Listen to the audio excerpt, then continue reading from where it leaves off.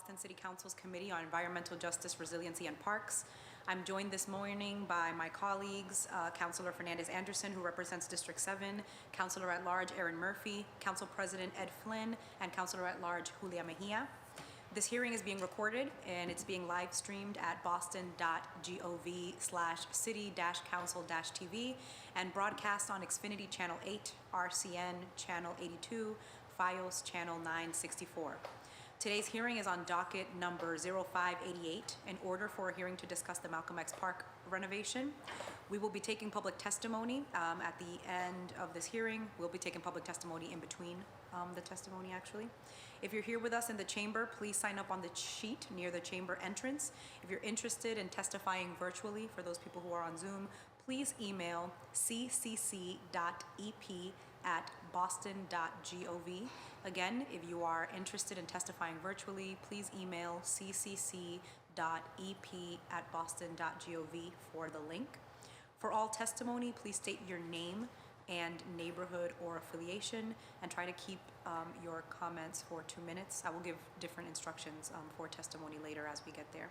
We're joined this afternoon by the city's Chief of Environment, Energy, and Open Space, Reverend Mariama White-Hammond, the Commissioner of Parks and Recreation, Ryan Woods, and the Commissioner of Disability and ADA Title II Coordinator, Kristen McCosh. I know we have other members of the administration here, so once we start with your presentation, please introduce yourself. Before turning the floor to our panels, I'd like to give my opening remarks and then acknowledge my co-sponsor, Councilor Fernandez-Anderson, for her opening remarks. Thank you so much, everybody, for being here. I'm excited that we were able to find, on such short notice, a time to hold this hearing on such an important matter. The Malcolm X Park is not in my district specifically, but like most people who live in the surrounding neighborhoods, I grew up going there and spending my time there. I'm excited about this renovation. I think that it's the kind of investment that the people of Roxbury deserve. I also know that there were some challenges to the process and that we have competing needs, and we want to make sure that, one, we get it right, that we hear from you what it is that you need, and that the design is in line with something that works for everyone and both in line with what we need to do for ADA compliance. So our purpose for being here today is to, one, get an update from the administration. We would love to hear, the committee would love to hear on the process, from how this process started to how the community engagement process went and the challenges to that community engagement process and where we are now. We would love to hear from the community members what challenges you're finding with the current design. And if you have them, I know that everybody doesn't necessarily have a solution, but if you have suggestions for how to meet that challenge, we would love to hear from you as well. I am here to facilitate this conversation. Part of the way that we're gonna make this feel more like a conversation is that we're gonna hear from the panelists at the administration, and then we're gonna hear public testimony from the people in the neighborhood and the people who are here and the people on Zoom, and then we're actually gonna allow the administration to respond and give suggestions or ask different questions or take notes after the testimony. Again, this is a hearing for the Committee for Environmental Justice, Resiliency, and Parks, but this park is located within a specific neighborhood and a specific district, and so we want to make sure that the voices of the people who live in the neighborhood and the users of the park are centered. So for the purpose of this hearing, if you live in Roxbury or are a user of the park, you will be given 4 minutes instead of 2 to testify. Everybody else will be given their regular 2-minute testimony.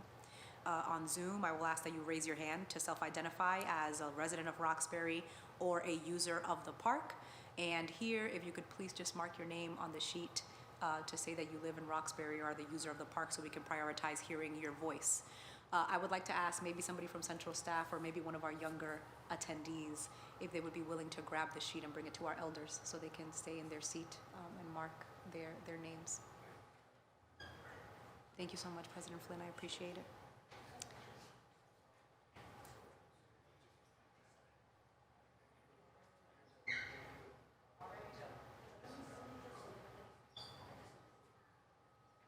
Thank you so much, President Flynn. Thank you all. And without further ado, I'm going to pass it on to my co-sponsor, District 7, excuse me, not myself, District 7 City Councilor Tanya Fernandez-Anderson for her opening remarks. Councilor Fernandez-Anderson, you have the floor. Thank you, Madam Chair, Councilor Lara. I really appreciate that you approached me on filing for this hearing. Really looking forward to creating a democratic process and hopefully getting to a resolution on or an agreement about the project at Malcolm X Park. I guess what I would say is that I've been hearing different feedback on both ends. And I think that whenever we have community process for anything in our neighborhoods, that we should be involved, that we should be engaged in a real way. And I've said this time and time again when we are looking at every initiative or effort in our community with an equitable lens, that we are including the people that live there, but not only in the process of engagement after a project has been decided on, but also in the decision-making process. And so I think that there's a lot of issues or feelings of not being included in the decision-making process, and then also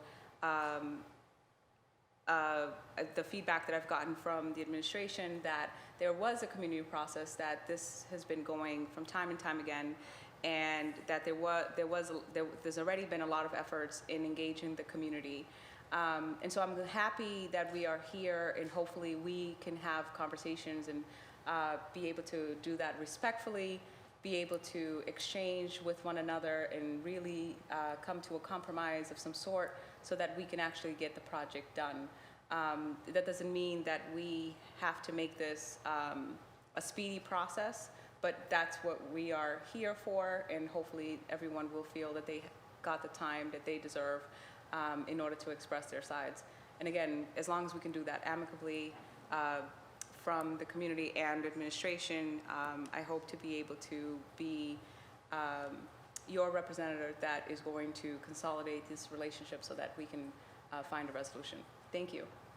Thank you, Councilor Fernandez-Anderson. Before I pass it over to the administration for their presentation, I have a letter of absence from Councilor Liz Braden, District 9, that I would like to read into the record. Dear Chair Lara, I regretfully am unable to attend this morning's Committee on Environmental Justice, Resiliency, and Parks hearing regarding the Malcolm X Park renovation due to a prior scheduling conflict. The city's tree canopy assessment demonstrated how essential it is to preserve our existing tree canopy and continue to plant new trees in areas with low coverage. I have heard from environmental advocates and residents across the city expressing concerns about the process for Malcolm X Park. I hope that we may work together to find a solution in order for the park's renovation to move forward without further unnecessary tree removal. My staff and I will be sure to review the recording of the hearing, and I look forward to any updates. Thank you. Sincerely, Liz Braden, Boston City Councilor, District 9, Alston, Brighton. Thank you so much. And I will now turn the floor to our panel. Do you have a presentation? Yes, I'll start with that. Beautiful, please. Opening remarks, and then we'll go into the slides. So I'm begin by thanking you for Councilor Lara, to Councilor Fernandez-Anderson, to all the councilors who are present, to the community that has made it out. I know that it's been a tight turnaround, and it's challenging to find a time for the hearing, given that there are quite a few budget hearings happening. So I thank you for making the time, and I welcome the opportunity to have the conversation. I want to underscore that I agree, as has already been said, that this park is a gem. It is one that I also grew up in. My family lived at 21 Mayfair Street, my aunt, and because of that, her house was the hangout house. Like, people would just drop kids off there, and the park often was the place that we went to be together. And having grown up in Roxbury, I do believe we clearly deserve the best, and excited that we are investing the amount of resources into this park that have been allocated. I also want to acknowledge that this process began before my tenure, so it's been about a year that I've been in it, but it was about a year and a half before I got there that the process began. And I think our department is clear in acknowledging that there were flaws in the process. Over the course of this process, there have been 3 different administrations, which means that there have been some changes in staff, changes in policies. We also have had COVID play a role in the meetings starting in person and then having to move to be online. Lots of challenges. We recognize not everybody can access Zoom easily, and so that was certainly a challenge. And then I think we did try some new things in this process, particularly hiring some community consultants to work on different pieces of the project, where we've heard some strong, good feedback about it, and also some feedback about how that would need to change in the future. So I think that there are also a number of things I think we've learned from this process, particularly that 3 meetings, which is what has been our standard, the number of community meetings, is insufficient for a park with this many design elements. That's fine when we're doing just a tot lot or we're just doing one field, but when you have this much complexity, we need to shift our process to include a larger number of meetings, and that way it creates more opportunities for those conversations. I think we need to, one other critique that folks have had that I think we are taking seriously and will include in future processes is to be more upfront about our citywide values and the opportunities and constraints that come from that. While you'll see on the list, for instance, accessibility was always on the list, what folks have said was we never really went into great depth about what that meant and what that value how that would impact the design for the park. We did have some conversations about recreational diversity that people were part of, but there were also even some tensions there about how much do you shift what's already there, how much do you make opportunities for new things. The equity and resources conversation, which is why this park has gotten more resources than many of the others, and also the tree canopy.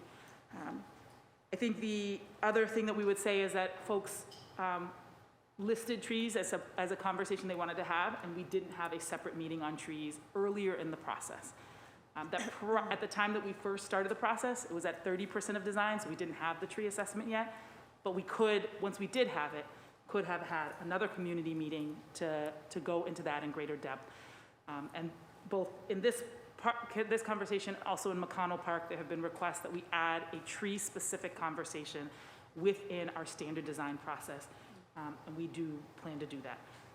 So I think there are a number of learning pieces from this. I do also want to note that the reality has been that there is not consensus on any one thing, that there are many users of the park, some who come to play sports, some who come to spend time on the hills, some who come to bring their children and some who come to just walk through. All of them have different needs and have made different requests, and we have done our best to try to hold the tension between all of the different requests so that nobody got all of what they want, but no group didn't get any of what they wanted. And I want to thank folks for pushing, for asking for some of these things. I think it will change the process in the future, and it is why I did initially make the call of pausing so that we could have a tree meeting, because I did think that there was a very valid concern that had not been had in the past. However, I do want to note we are at the point where if we do not resume construction soon, we already knew that the park would be unusable for the duration of this year. We are now beginning to affect whether or not the park will be usable in the spring and even summer of next year, which I just want to lift that up because that does have a serious impact on softball teams and some of the soccer teams that we had promised that they would only miss one season. So I do want to note that we are wanting to move to a conclusion that allows us to continue construction so that the park is not sitting with gates around it forever. The last thing I'll just note is that the decisions that we make now will decide who can use the park for the next 50 years. It has been 50 years since we touched particularly Honeysuckle Hill, and while I very much understand folks' concerns about losing larger trees which are going to be replaced with smaller trees, I also recognize that we are making decisions about who will be able to access and enjoy those trees for the next 50 years. And I think it's really important that we maintain our commitment to universal accessibility so that over the next 50 years, as those trees grow and mature, everyone in the community is able to access them. Thank you. Thank you, Chief White-Hammond. Oh, I'm passing it on to Kathy Baker Eclipse, who will go through the slideshow presentation. Thank you so much. Kathy, for the record, can you introduce yourself, please? Absolutely, thanks. My name is Kathy Baker Eclipse. I'm the Director of the Design and Construction Unit for the Boston Parks and Recreation Department. I want to thank Councillor Lara and members of the City Council for inviting us today. I'm going to give a brief overview of Malcolm X Park in Roxbury and then hand it over to Michael Easler from the design team from Weston and Sampson. I also want to thank Lauren Bryant, Project Manager for Boston Parks, and Brandon Kunkel from Weston and Sampson for being available via Zoom. Can we advance the slides? Do you have the clicker? Thank you.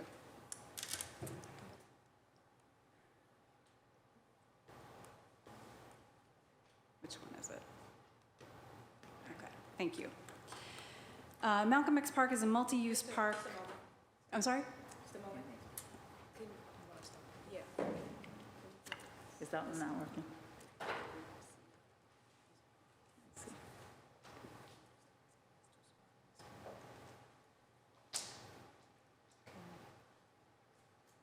Alex? Sorry for the interruption. No problem. We're trying to figure out something. We're trying to print out the presentation so that it's more accessible for people, so that they can read it. So give us a moment.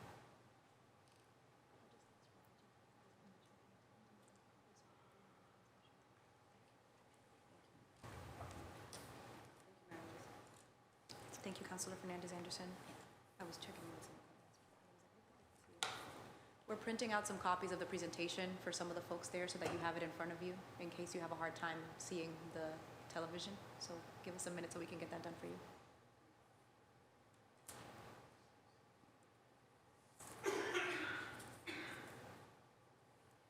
While we're waiting, Chief Whitehammond, do you want to give time for opening statements from other members of the administration before we go to this presentation? Most of them were integrated into the presentation. Beautiful. Okay. They more integrated. Yeah. Okay, beautiful. Yeah. We'll just wait for a second. Thank you. Thanks.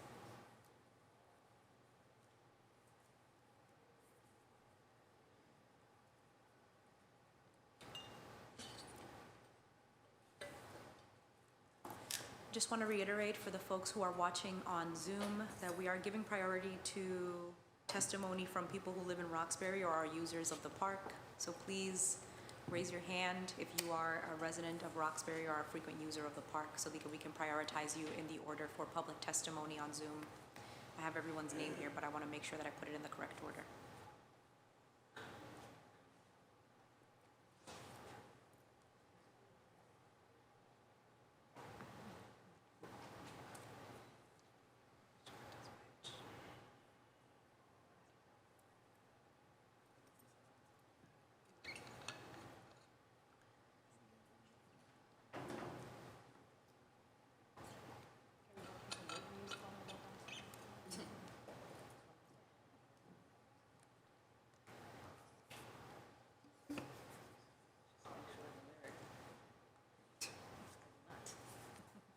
Actually, I will do quite the opposite. I will know what I'm pressing. Thank you, Carrie. Let's give it up for Carrie Jordan, everybody. Turn it on, that might help. Okay, thank you. Thank you, Carrie.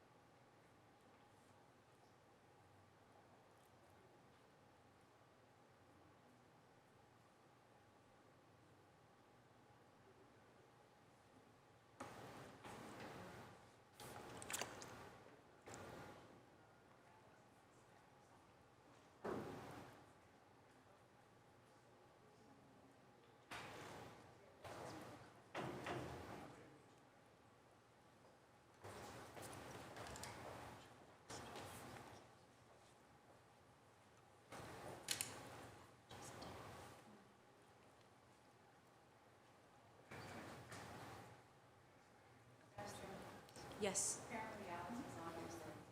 Oh, okay, beautiful. So, thank you, Alex. Okay, Alex is my chief of staff, and he's great. Thank you.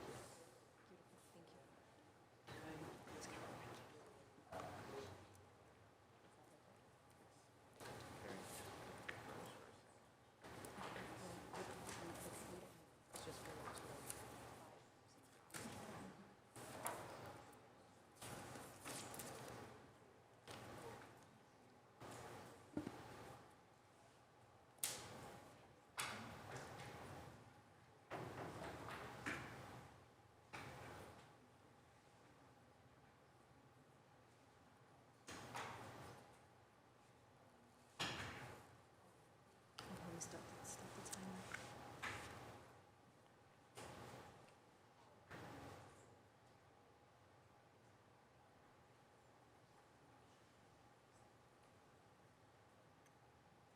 Thank you, Councilor Fernandez Anderson. Thank you.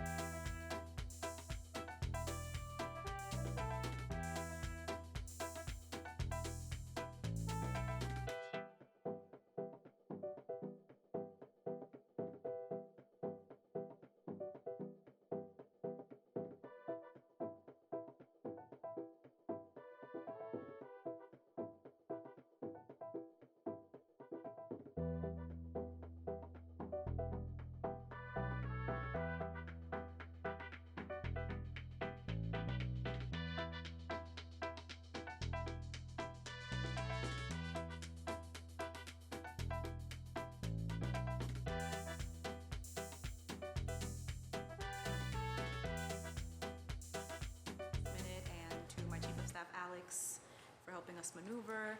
It looks like everybody in the audience has a copy that they can see or share of the presentation. So I will pass it over to the administration to continue on, and I will start the timer. You have 15 minutes. Thank you. So Malcolm X Park is a multi-use park in Roxbury on Martin Luther King Jr. Boulevard, Washington Street, Dale Street, and Walnut Street. The existing program has ball fields, a playground, tennis courts, basketball courts, a steep hillside with walking paths, benches, lights, and distinctive outcroppings of Roxbury pudding stone and mature canopy trees. Previous renovations looked at improvements to individual program areas, like the fields in 2016, the play area in 2001, or the courts in 2008, but it didn't look at the connections between those elements. The last improvements to the pathways and benches on the hill occurred in 1970. When I made site visits to the park in 2016 while I was working on the field renovation, I could see the good bones of the park, but also the challenges of creating accessible routes to all the program areas were deferred because they were beyond the scope of each narrowly defined project.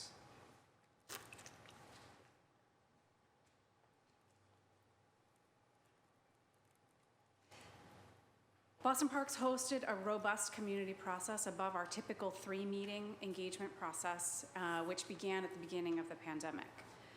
We had online surveys throughout the engagement process in multiple languages, exceeding the minimum language communication access protocols based upon learning about the languages spoken in the streets surrounding the park.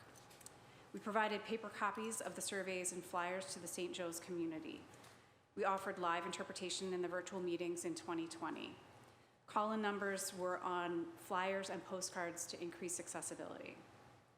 We put up signage in multiple languages in the park prior to the meetings. We sent postcards to over 500 residents within 1,000 feet of the park. We also had on-site engagement in August 2020 to reach people who are using the park but may not live in the immediate vicinity.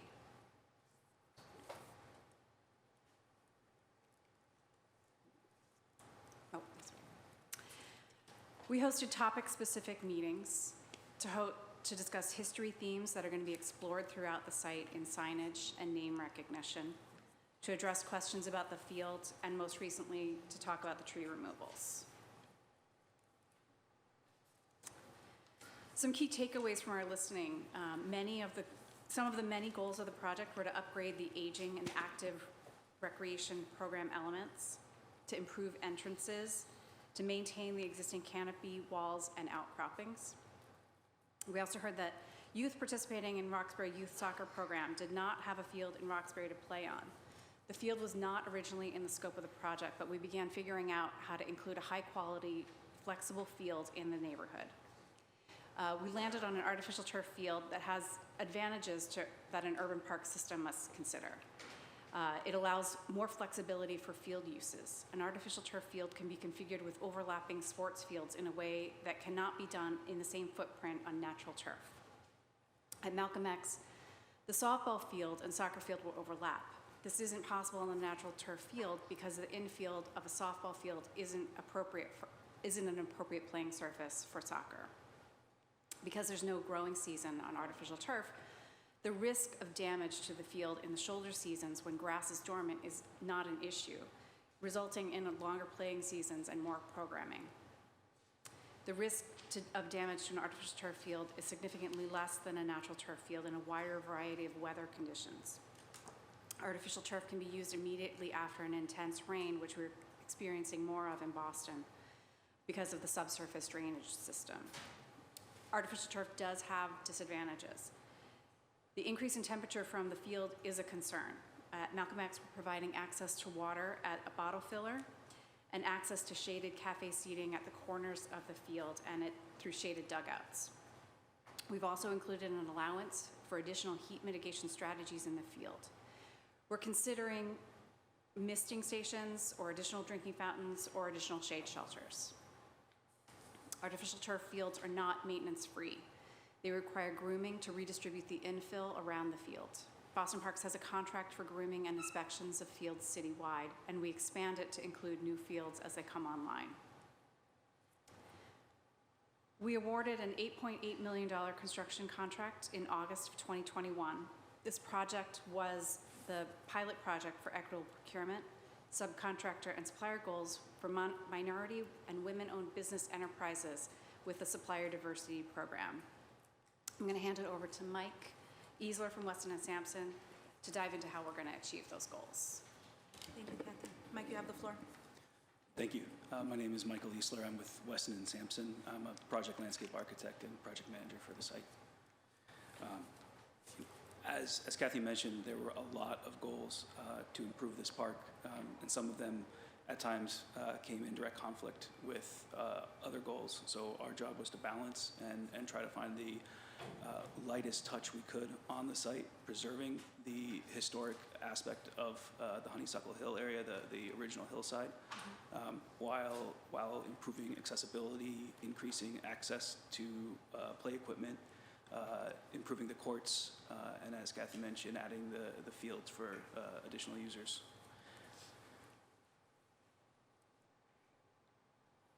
The existing conditions of the park are extremely inaccessible. Through the review of the site surveys that were done on site, there was only one accessible entrance that led to any component of the park, which is the playground, and you can see that on the top or the bottom right corner of the left image. That was the only access to any of the major elements. Everything else had conditions that were too steep or too angled with a cross pitch to be considered accessible. The proposed design removes all of the inaccessible entrances and creates an accessible route to every major component, both existing and improved and new on the site. Oh, I'm sorry. The proposed design includes improvements to all of the entrances and creates access to all of the major components in the park, both existing and new. And because of the extreme topography on the site, there's over 100 feet of elevation change from Dale Street to the top of the hill. There are some pathways that still can't be accessible, and those are the ones that are highlighted in red. What we strove to do was create an accessible route through the park to keep people and users in the park at all times to enjoy the space. With that, I'm going to hand it over to Commissioner Kosh. Thank you, and good afternoon, councilors. Thank you for allowing us to speak today. My name is Kristen McCosh, and I'm the Disability Commissioner and ADA Title II Coordinator for the city. This is actually a dual role. In my role as Commissioner, I lead the city's collective efforts towards equity and inclusion of people with disabilities. This involves community input, community engagement, and working out creative solutions. However, in my role as the city's ADA Title II Coordinator, I am charged with ensuring that the city does not discriminate against people with disabilities.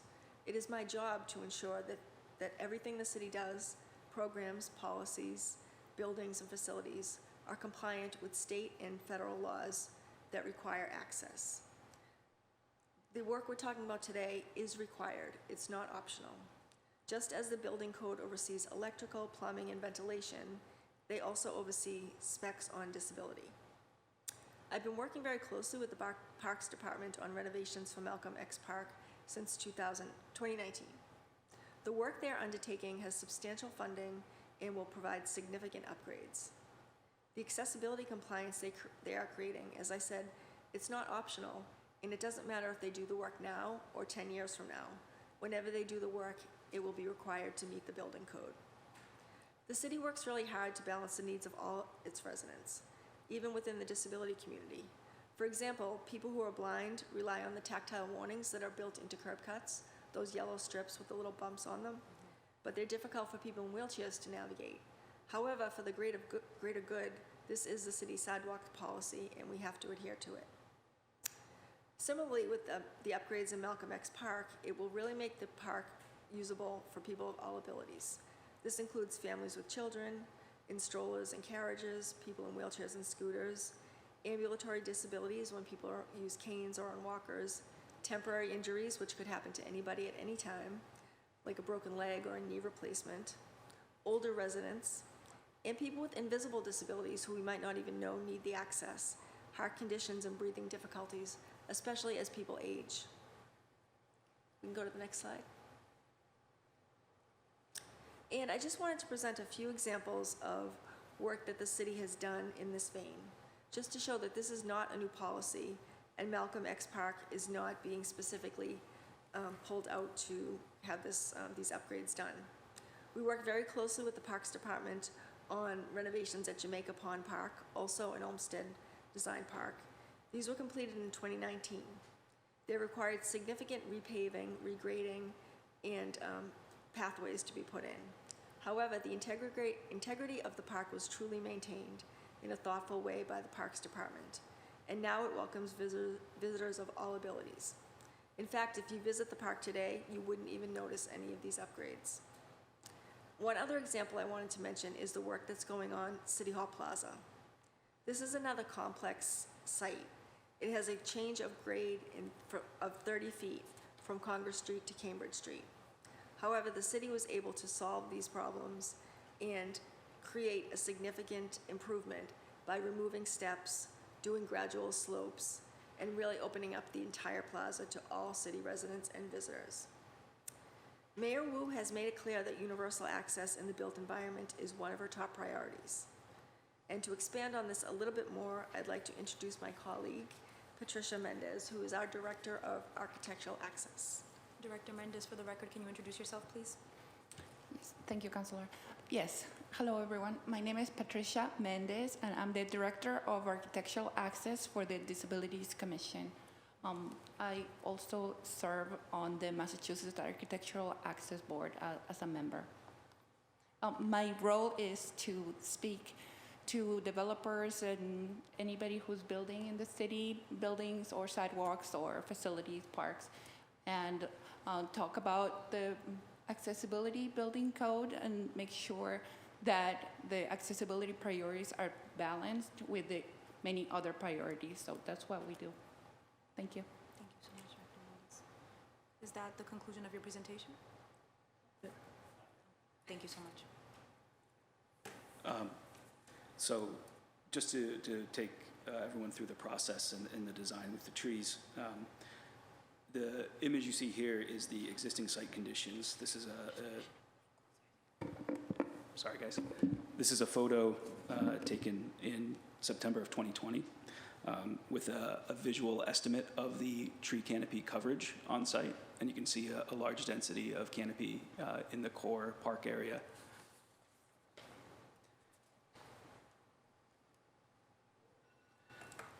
The previously proposed canopy to remain included the removal of 54 trees with 198 trees to remain, which is the image on the left. And the proposed canopy to remain after initial discussions with the community in the last few months.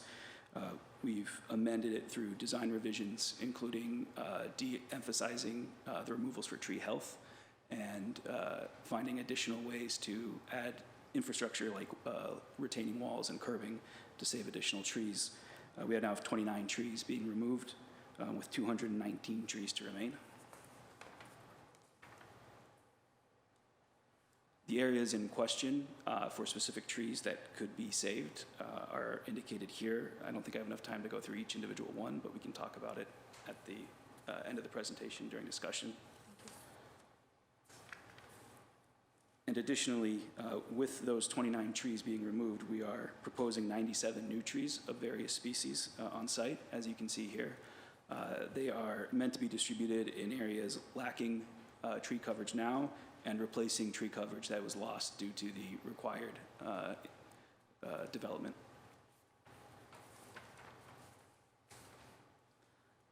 And finally here you can see an example of the existing canopy and the proposed canopy.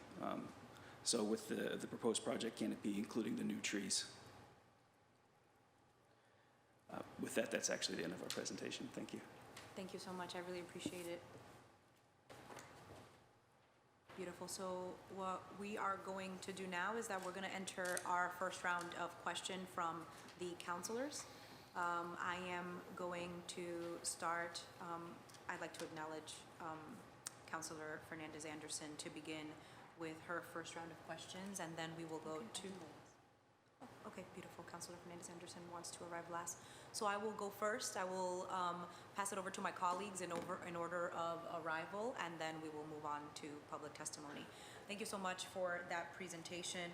So 29 trees. So we've received hundreds of emails between Councilor Fernandez-Anderson's office, my office, phone calls, conversations, right? Like, we've been in communication with the people in the neighborhood and have heard pretty much every concern. So can you talk to me a little bit about what are some of the concerns? Oh, let me stop this. I should give myself my time. Can you talk to me a little bit about what are the concerns that you've heard about specific design elements and how you've adjusted for those concerns? I think I've heard now the tree canopy, right? And so can you remind me what the original amount was? Originally, it was 54 trees. So we were originally removing 54 trees. You heard from the community that you wanted to save them. You did a secondary audit, and now it's 29. Can you talk to me about other design elements that you have heard feedback from and have shifted because of community feedback? Yeah, so I think one other that Kathy mentioned was originally the park, the field was actually not a part of the design. It had been renovated relatively recently within our cycle, and that was not going to be included. The reason that was included was because of two design elements that came up in the conversation. One, as you've already heard, the request from particularly the Roxbury Soccer League, because they felt that we didn't have at the time any turf fields within Roxbury, while we had already done them in Dorchester and West Roxbury and Jamaica Plain, and they felt that we needed to also extend the same kind of field. The other thing that's connected to the turf, which has also been a bit of a challenge, because as was mentioned, or I don't know if we mentioned it, there currently are 2 softball fields, and there is definitely a request to maintain 2 softball fields, but there was also a request to put in a walking path that was particularly raised. Anybody can use it, but it's particularly raised by some of the seniors, but also as a there are also going to be like weights and a number of other things that hopefully will be linked as an opportunity for the Shelburne to be able to extend outdoors and use that area to continue recreation during the summer months. So in order to fit a walking path and a field, we were not able to maintain 2 softball fields. At one point, there was a desire to take out all the softball fields, and we had a lot of community engagement last year and came up with a compromise solution to make sure that 1 softball field still remained, because softball has historically been played there. But in order to fit the track around, you couldn't maintain 2 softball fields. So that was So you went from 2 fields to one field and added a walking path? Yes. Correct. Okay, I just want to state for the record that we have a letter of support from the John Shelburne Community Council, who says that they have been very active in the development and redesign phases of the Malcolm X Park, participating with other community members with Parks and Recreation. There has been a long 2.5 years in which rich and thoughtful decisions have occurred regarding every aspect of this project, including the play areas, walking paths, sports, and recreational usage, as well as the equipment and materials that would be safe, durable, and provide access for all ages to use without concern. Therefore, the John Shelburne Community Council supports the continuation of this project moving forward without delay. We thank you for your consideration and support of the new Malcolm X Park. We ask that you read this into the official record. I just wanted to do that because you mentioned their involvement. There's one other thing that would be worth noting. We haven't talked a lot about it in this project, although it is a part of our overall emphasis on increasing water access within our parks, because we know that summers are getting hotter. We've had them, but if you put an element in there, it can break. So sometimes we've minimized how many water elements we've included in parks. We're now increasing them, so there's also now a splash pad that's included, particularly for younger children, because DCR has a splash pad that older children use, but the little ones get a little pushed around if the older ones have it. At 6, 7, you're in a very different place than you are when you're 3, 4, 5. So this now will have a complementing splash pad that younger children can use to complement, obviously, the splash pad that exists that the slightly older kids use. So that is another element, and that's why we'll also be putting in a water bottle station next to the field. We're also exploring misters, not just here, but in in all of our parks, but with a particular focus on our hottest neighborhoods. So that's also a conversation at Mother's Rest and some other places where we have what the heat index is for the city. In those places that have a higher heat index, we are now also exploring adding water. I will make a note that they're a little expensive to run, so at some point I will be reaching out to the council about the fact that we currently don't always have the plumbing internal support to make this happen, but we feel it's an important investment to make, and so we will also need to figure out how we're going to maintain all of these things. Thank you, Chief. And so there are two concerns, some of the more contentious ones that I've heard from community members in our office. Can you tell me a little bit about, one, there are claims about the turf being toxic or concerns around the turf, and then the second one is the amphitheater and the current existence of already an amphitheater at the school that's already there. Can you talk to me about those design elements? So I'll have you talk about the turf because I think we've had it, but I can talk really quickly to the amphitheater. So Thank you. there is an amphitheater included. That the main reason that it was included is to be an outdoor classroom for the school across the street. Okay. But it's not the only reason it's there. Okay. It also could be a performance space. People could have open mics there. So it does provide, the main reason was for the school, but it's not only for the school. I think what people have noted is that the school has an outdoor classroom. An outdoor classroom? An outdoor classroom. They have yes. one outdoor classroom? Yes. Got it. So it's a little bit different than what we were proposing at the amphitheater. What some folks have asked is, could they redesign their outdoor classroom to make it more possible for them to hold events there? Yeah. The small challenge to that would be, I'm not sure that that would then extend and be available to the community. So, Why are you unsure that it would be able to extend to the community? because right now it's within the schoolyard, which is closed off and mostly isn't access. It's fenced in. Yeah. Oh. Oh. It's not, The classroom? It is.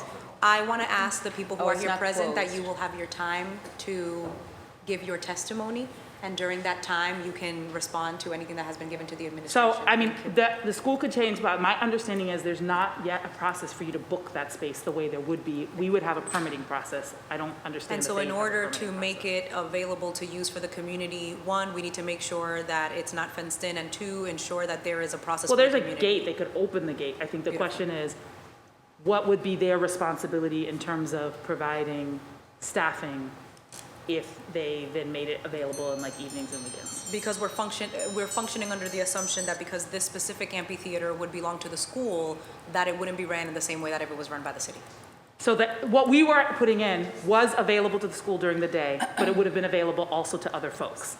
My understanding is currently the schools is available to the school, Yep. but there's not a process currently for people to make it available to the larger community. We could certainly have that conversation with the school, but that's not what we've had in the past. And I think the other question is, they don't traditionally have the permitting system that we have that allows people to get on, you can get online, register, and book a space. I'm not sure from an administrative perspective if that would be a burden to the school, because we could not take on permitting. So that's ultimately, it's possible, and all of those questions remain to be Yeah. determined. So basically, if we do it, we have to figure all that stuff out. Right. Beautiful. And provide, I think, probably resources to the school to make it possible To make for it them possible. to facilitate that. My question about the turf being toxic was not answered. Okay, so- I just also want to state that the amphitheater is modest in size. It's probably about the size of these desks here. So it's modest in size. It's not a large scale. It's not a large scale performance venue. Yeah. It's small gatherings, classroom size amount of people. I'm actually going to try to see if I can have Brandon Kunkel from Weston and Sampson talk to some of the turf concerns. I will state that Weston and Sampson is a firm that has done a lot of work for us as a department. They've done many fields, including Langone Park in the North End, and this is the same specification that we used at that park as well. So Brandon, I don't know if you're able to. Carrie, can you get Brendan on the screen, please? Thank you. Or Candace.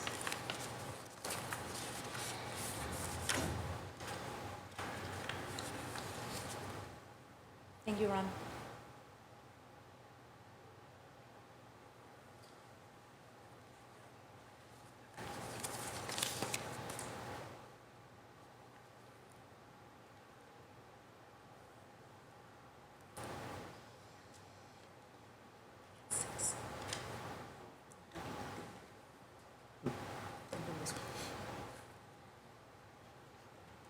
Can folks hear me?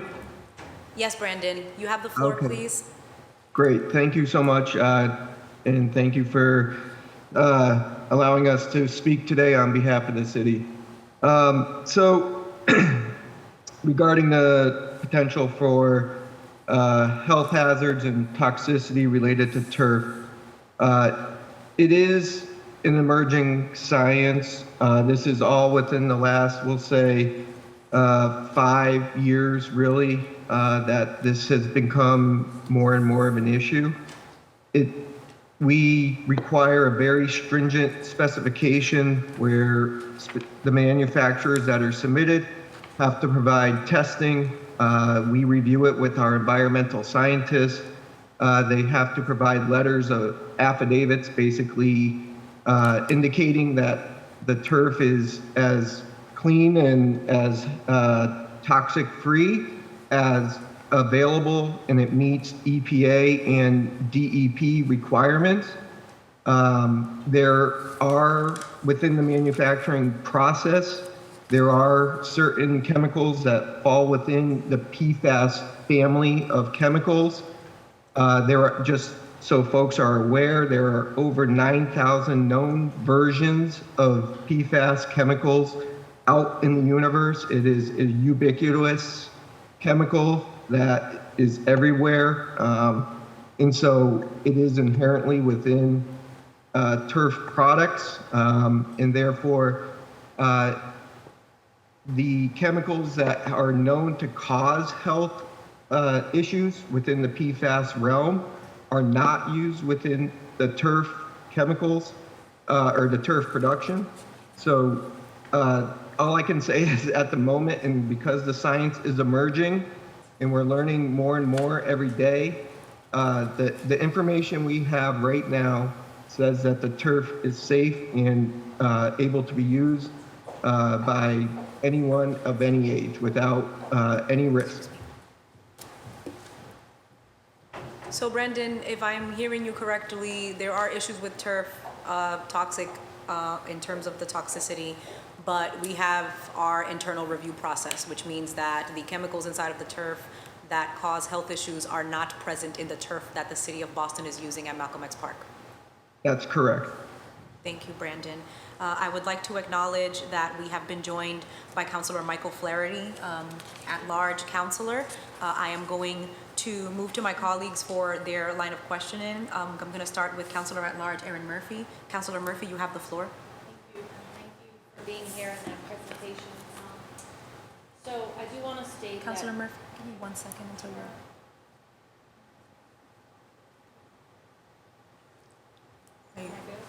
No.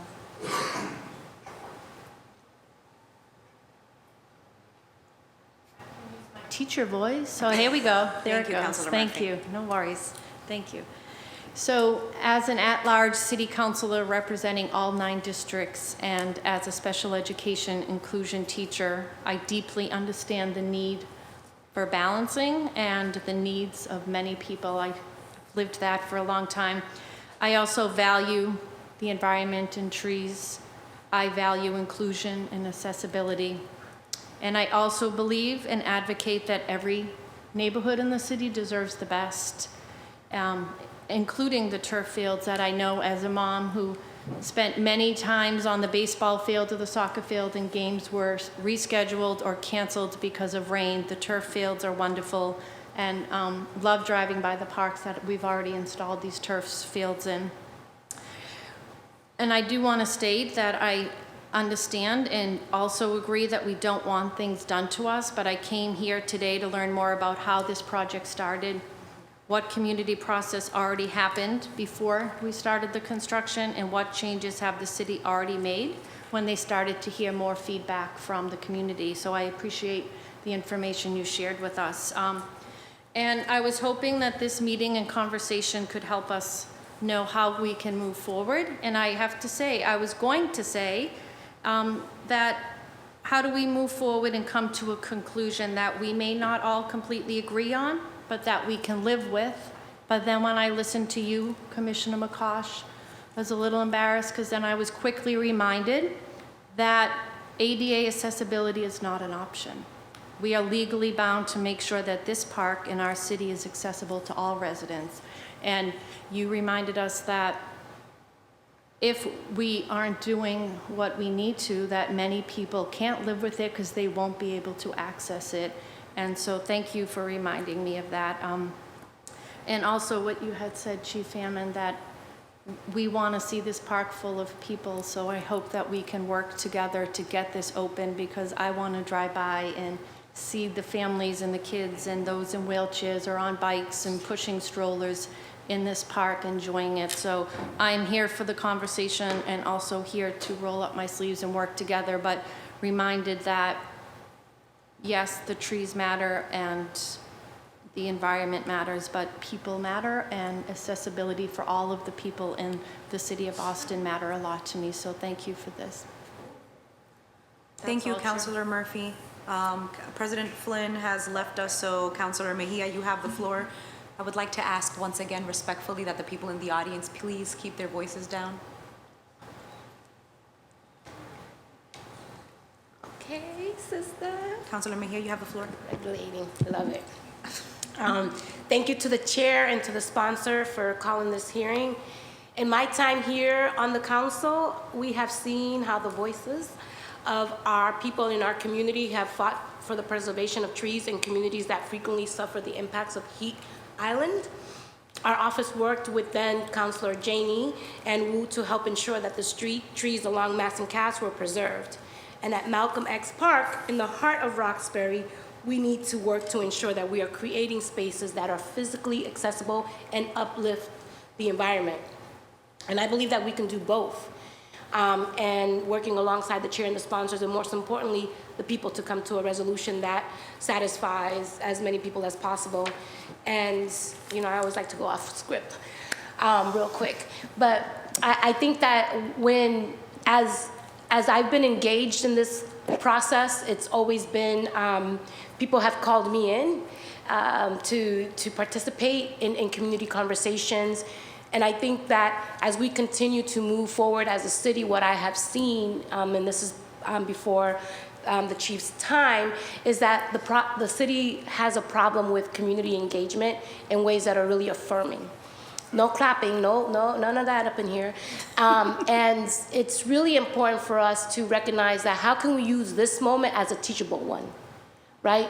And how do we move forward in centering the voices of the people who are gonna be mostly impacted, while also understanding that this is not just about one voice.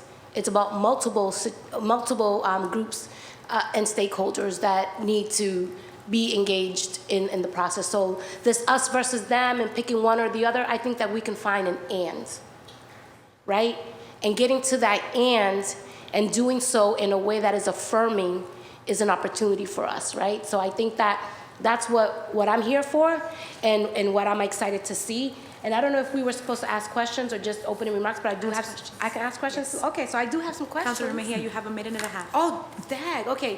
What are we doing to ensure that people from all backgrounds, ages, and language are able to provide feedback on the park renovation?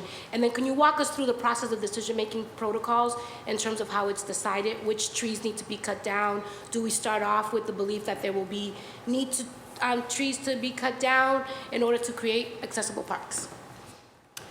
I should have. So for this project specifically, we started our engagement at the beginning of 2020 and quickly had to adapt on the fly to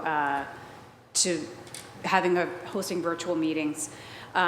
We did community outreach in English, Haitian Creole, Somali, and Spanish.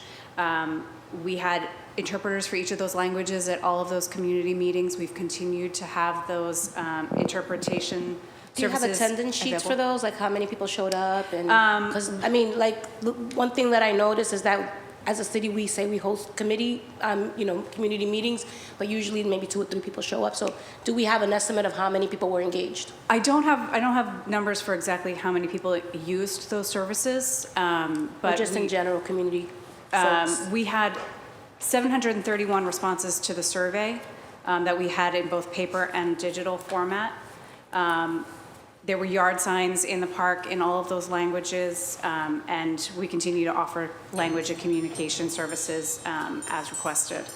And the second question about the trees. It was just kind of like walk us through the decision-making protocols, but Yeah, so we evaluated all of the trees as part of the design process by an arborist that was engaged with Weston Sampson, that worked for Weston and Sampson. And that helped us prioritize the pathway interventions that needed to occur to accommodate the accessibility, prioritizing, if a tree had to go, prioritizing the one that was failing over ones that were healthier. Thank you so much, Councilor Mejia. I just want to reiterate for the record that Councilor Mejia has requested a number of attendance for each of the meetings. So please consider this an official request for how many people were involved in those meetings. I know that we got 731 responses, but would love to know how many people came to the 6 meetings in person. could I say one more thing, Councilor Lara? Just also specifically, not just how many, also how many were directly impacted, like rocks, because there are a lot of people who show up to meetings and they absolutely have no business up in there sometimes, so. Thank you, Councilor Mejia. If you collected demographic information about the attendees, please also include that as well. We have it for all the attendees. Thank you. Some of that's in the presentation, in the details of the presentation, but we'll flesh that out. If you can point us to the page in the presentation where that is. It's on On the page public outreach page, it'll say. Page 1. Some of them, what, the mini poll, how many respondents there were. And there were over 50 participants at each community meeting.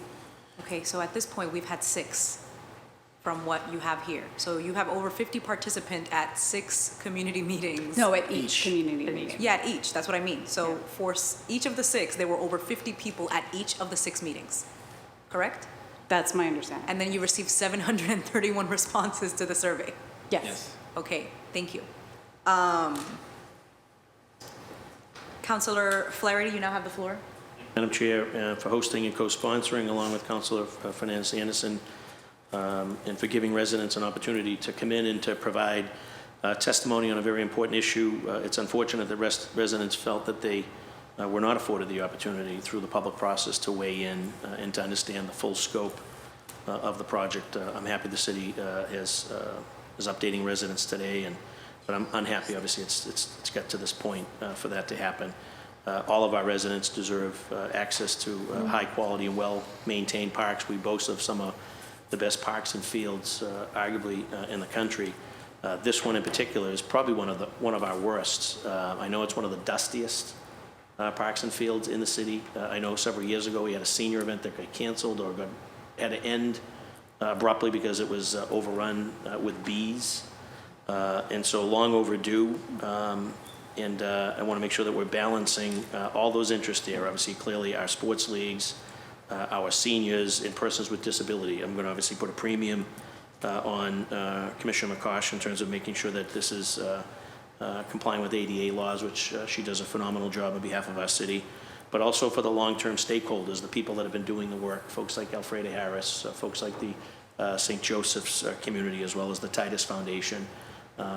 They've been at it a long time, and they put the interest of the residents in the community first, particularly as it pertains to the Shelburne and the community at large. And so I want to note that that's where I'm going to be at the end of the day. I'm going to be supporting the community, and I think that obviously we have the ability to sort of satisfy or to balance both interests, but also to satisfy both interests and obviously in the users of the park. I do have a quick question as to how did we get from 54 trees down to 29 trees? Like, what was the process by which, or the thought process and the metrics that went into that? So folks requested a review of every single tree, and we went tree by tree. There were. I'm sorry, Chief Whitehammond, I'm sorry to interrupt you. Did you say that folks requested a review of every single tree? Yes. Not just the ones that were up for removal? Everyone that was slated for removal. Okay, thank you. Yeah. And there's a couple of things that happened. There were some that, for instance, we would say are not in amazing health, but there's a possibility they could survive. And some of them, my sense is, the truth is, some of the things that we say won't make it, but some of them can make it, and it will be a question of how many of them will be able to survive. In some instances, we were able to add retaining walls, which allow a better chance that a tree will survive. The truth is, when you lift up the paths, even before the regrading, if you lift up the paths, and especially with the regrading, you are exposing tree roots, and that's absolutely true. And so, in doing those upgrades, people are absolutely right. It does have an impact on the health of the trees. What we are trying to do is see how many trees could still survive, especially if there was a partnership to maintain them.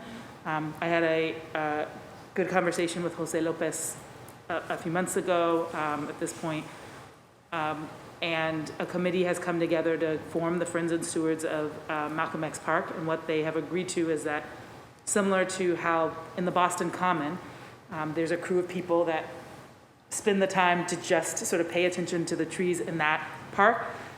The stewards have also agreed that they will lean in on paying attention to the trees in Malcolm X Park, which will increase the chance that they do survive. If there are folks keeping an eye on them, watering them, and identifying when things are potentially stressed, it does increase the chance. And so the fact that the community is also willing to put time and energy to paying attention to the trees does increase the chance that those trees could survive or rebound.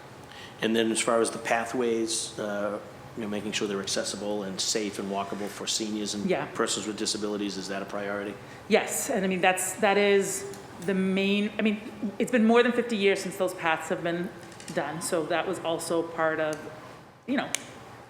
we do want to upgrade and make sure that things are accessible, but also there was a deep request for more lighting in there, and so that's all being connected, and there also is some investment around water management that will also happen as we've now taken the paths up, but the regrading is the main reasoning that we are doing our best to maintain the historic paths, but we are also adding some new pathways that do require regrading, and that's why that is the biggest impact to trees, is the regrading. And then shifting to turf fields, if they are safe, then the kids in Roxbury clearly deserve a turf field like kids all across the city, so that's going to be a priority for me. However, if they're not safe, then we need to go around the city and rip all the other ones up. So what's the city's position on whether or not they're safe or not, and whether or not the kids in Roxbury are going to have the same turf-style fields that other So children I've been pretty transparent with people. When I came into this role, wasn't a big fan of turf myself. And so I actually asked my staff to give me the information, pull up the data, what decisions are we making, what are we doing in terms of assessing that we're not using the kind of turf that will cause long-term damage to our children. So I looked at that. I also, one of the things that was formational in my own assessment is the fact that in professional fields, including at Gillette, they had started off with natural fields, trying to keep natural fields as long as possible, and they actually made the transition to turf. And that's not the only thing, but I figured that they had all the resources in the world, and if they were still making that transition, then and that we should be considering the same for our young people. I also think where we also weigh in is, in general, many of the folks who are against the turf are often not using the fields, and where we have heard folks requesting the turf have been more folks that actually are using the fields on a regular basis.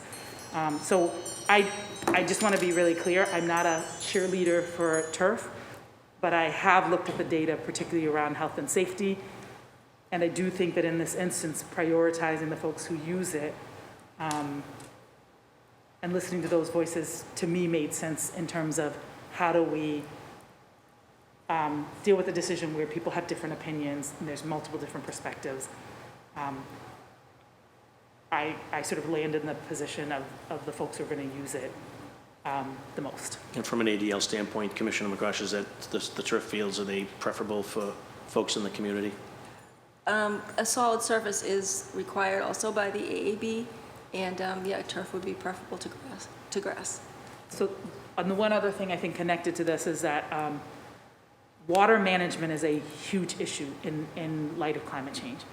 And Malcolm X Park is specifically a challenge because there historically was water in that area. And so because of the elevations, and so when we do put in turf, we also actually put water management systems underneath it that are, that allow us to do a better job of controlling water, not just that's above, but really sort of collecting it in a way that has often been helpful to quite a few different parks around the city. I got a lot of calls last year while we were in the midst of this conversation from people who were angry because their ball fields were, you know, I got calls from South Boston, from Roxbury, from like all the different places around the city who were angry that we weren't getting their ball fields ready fast enough. But when it rains 11 days in a month, I can't send folks out if they try to clear your ball fields in, you know, and cut the grass in a heavy motorized lawn maintainer. We just can't get to all the fields. So that again, it was not easy. I was in a similar position to a lot of the advocates around my feelings about turf.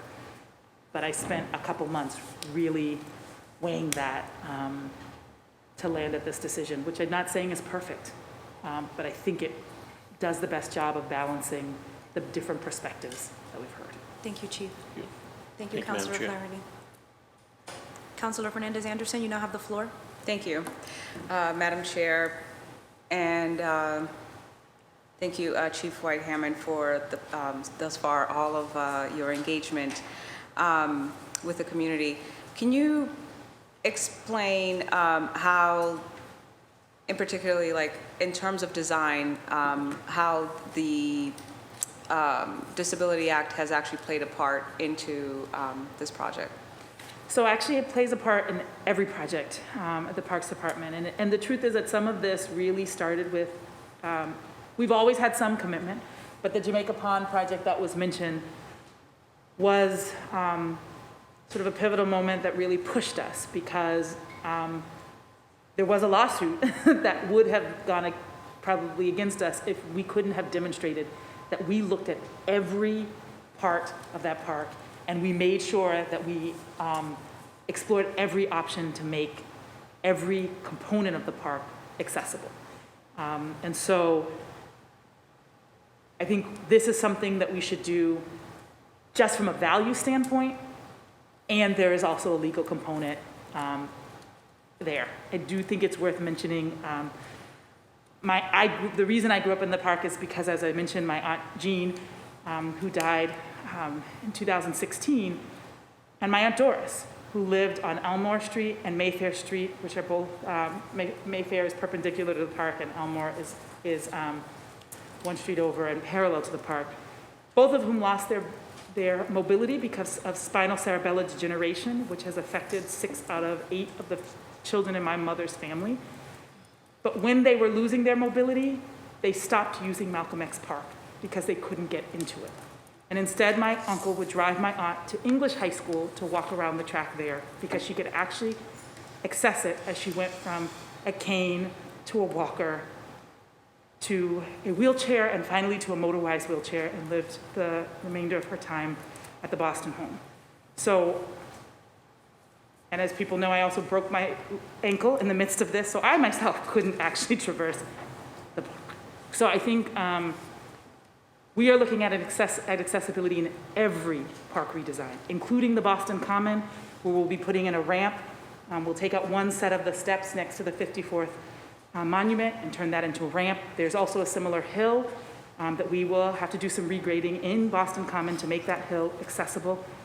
So this is a commitment across every single park. Thank you. What about the basketball courts? What are the plans and when can we conclude that? Because I know that this is a huge concern in terms of the summer coming. I attend events there every single summer all the children are waiting for it. What's going on? We had originally a time And schedule. Can we do that separate from any hold on the project? So we bid the project all as one project because it affords the contractor the maximum flexibility to do the work in the most efficient and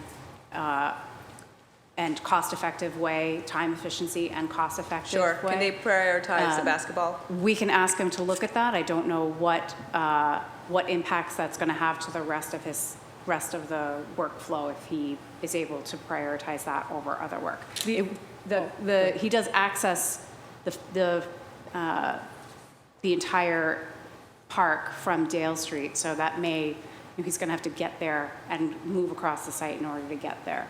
But we Understood. can ask that question. Thank you. And through the chair, I'm officially asking for his response in terms of what accommodations he would need or changes he would have to So make. the one thing that Lauren mentioned that I think is worth noting is if there is regrading that needs to happen, even along the basketball court, and that does have impact on trees. So part of the reason that they had to stop because we originally said, let's talk about the hill and we'll keep the other pieces going. But the problem is they do not want to do certain pieces and then we change the grade, like set foundations and then we change the grade. My understanding is that is not a best practice for construction. So I do think we need. Perhaps we can ask and see if it's a more costly adjustment. But let's get that answer on record. Okay. Thank you. There are, sorry. No, sorry. I'm timed Yeah, and I okay. gotta go. I'm sorry. Yeah, no, it's terrible. I apologize. And so, like, in terms of this community process, like overall, take me down, and not in terms of like exactly what happened, but the timeline again, from the time that in the last year, from the time that you've been here, Chief Mariama. So the first thing I was asked to get engaged with is the design had come out, and the big controversy when I first arrived was the fact that the softball fields had been completely removed. And we had a multi-use field with the track, but there were no softball fields. So I sat, listened, talked to folks. And Is it now back on design? So there's now one. Okay. There was a desire for two. What I found is that you couldn't fit the walking path and the two, but I felt like we needed to preserve one, and so we did come to an agreement to preserve one. So there is one, Yes. and plus we're still getting the soccer field. Yes. The soccer field was already in there. They're currently using them for both, but it was just that once you put the track around it, it narrows and you can't fit two softball. So they're both soccer and softball have been there and will be there in the future. I see. Okay. And so in terms of community process, you came in, and what happened before you and what happened after you? So I think the design came out. When I got here, there was people were upset about the softball issue, so we had community meetings specifically on the softball question and shifted that piece of the project. I was not at previous community meetings where people raised questions about trees, so I didn't know that was a flag. And then, so the project kept moving forward. We worked on the equitable procurement. And then in March of this year, people came home to see spray paint on trees, which, as another side note, is something that we've said. We are now going to explicitly say to contractors that is not a best practice and not how we will be marking trees in the future. Lesson learned. Sorry, so far I heard, I know that's my time, so Yep. let's wrap this up. I heard that there was a concern for it because the softball was got removed, so we had a meeting about that. Yep. But the design was already in place, and the budget was already in place. What was the budget at the time?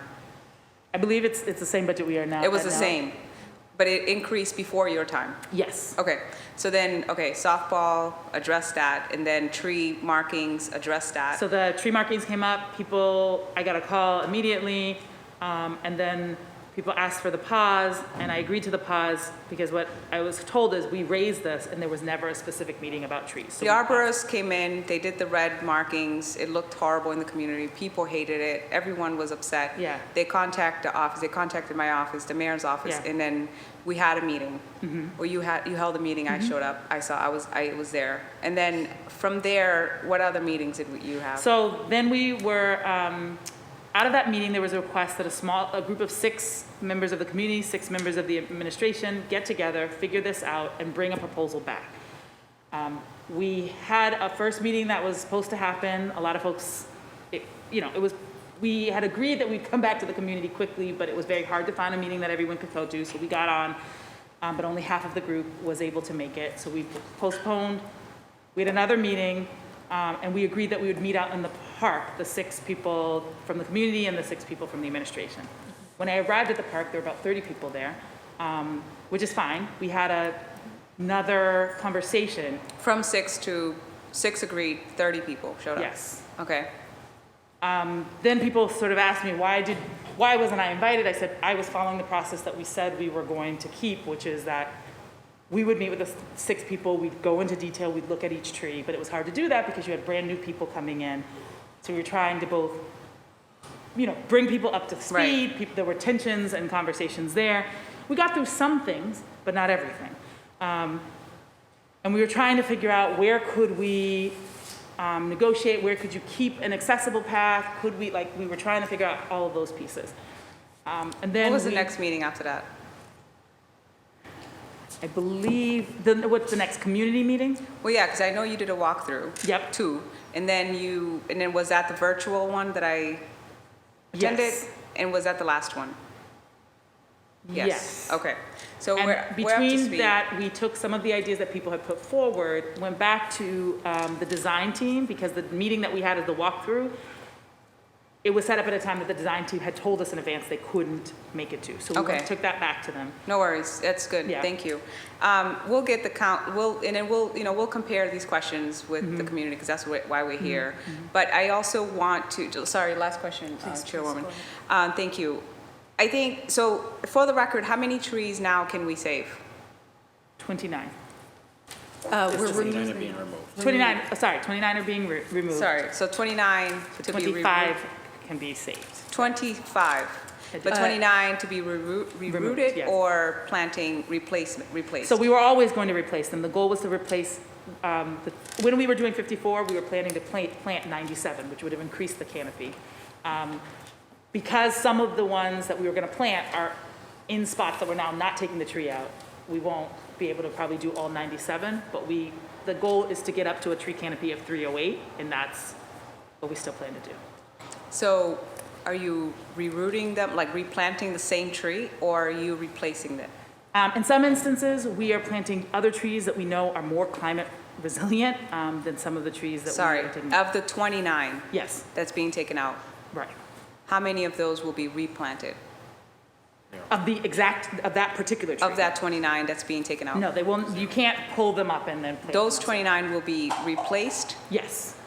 29 to replace them? 29 plus, we'll probably replace them with another, we'll And then probably you plant could another probably 70. plan more? Yeah. Okay, thank you. That was definitely in the plan, just what number will depend on where we land them. Okay, thank you. I will ask my questions when I have more time. Thank you so much. Thank you, Councilor Fernandez-Anderson. We are going to move to public testimony of the people who are here in the room. Before we do that, I just want to, for the record, note that I have a letter of support for Boston Scores, who serves 1,500 students in 40 BPS schools in Roxbury Youth and Roxbury-based schools in support of the turf field. For the record, I also have a letter from ACE, Alternatives to Community and Environment, expressing concern for the community process, concerns that we've heard from community members and everybody here. And ACE made 2 requests. One request is that the construction at Malcolm X Park remain paused. And the second request is that another meeting be held with adequate notice, posted 48 hours in an appropriate location, potentially in person. That includes project team Chief White-Hammond, Coordinator McCosh, and Ms. Bryant, ACE and interested residents where the city's obligation under the building code We have met both of those requests from ACE with this meeting. I don't know if there are representatives from ACE here, so just for the record that there might be a need, if we want to meet that request from ACE, there might be a need for a meeting where folks are here. Where? Beautiful, ACE. Okay, so ACE is here, so just, we've met both of those requests. The construction is still paused. Yes, I'm. Just to come on and say it on record, which can't. Thank you so much. So we are going to get started with public testimony. Like I mentioned at the beginning of this meeting, we are going to give priority to people who live in Roxbury and are users of the park. The people who live in Roxbury and are users of the park are going to get double the time of everybody else who is testifying. So please, I am going to call you in. I respectfully ask, because I only have the order that you signed up in, that if I call you up, you, one, identify yourself as either a resident of Roxbury, a user of the park, or other, so that I can give you the appropriate time and I can put you in the appropriate place on the line. We are going to start with public testimony of the people who are here in person. The first name that I have here is Leah Christie. Leah Christie. Good morning, Miss Christie. How you doing? Fine, thank you. What we're going to do is that we're going to turn on the microphone that's in front of you. When it's blinking, we cannot hear you. When it's a solid red, that's when it's on. Okay. So right now your mic is on. That's fine. Please identify yourself, and I will give you either your 2 or your 4 minutes. Okay, I need the 4. I am a direct abutter of the park. Beautiful. Yes, my name is Leah Christie, and I'm just here this morning to just give a statement regarding the renovations to the Malcolm X Park. I'm a senior who has lived for 53 years in St. Joseph's community, which is a co-op with 136 shareholders and is directly abutting the park. After seeing signs posted and hearing about the proposed renovations, my neighbor, Andrea Griswold, and I felt we needed to be involved and have a say in what was going to happen to our park. Therefore, we have been involved in this renovation process since its inception, which I believe began back in the spring of 2020. We have attended many Zoom meetings, had many discussions, filled out surveys, given our input and suggestions as to what we would like to see happening in the park, and in September of 2020 attended the pop-up in the park. One of the most important issues we were concerned about was accessibility for our residents, especially our seniors, a lot of whom have disabilities, myself included. After a lot of back and forth, we finally were able to see our hard work come to fruition with exercise equipment, better lighting, benches, and most of all, a level walking path. Because of inclines throughout the park, it's very difficult to try to walk around. And really, we should not have to go to Franklin Park to walk around when we have this beautiful park right across the street, out our front door. Another issue that also came up was the turf for the field, which I am not too familiar with, but from what I understand, this is a new process which is being used on most new fields because of the many benefits such as fasting dry, no mud, et cetera, et cetera. However, because of the discussions earlier, I now have a better perspective of what this turf would be like.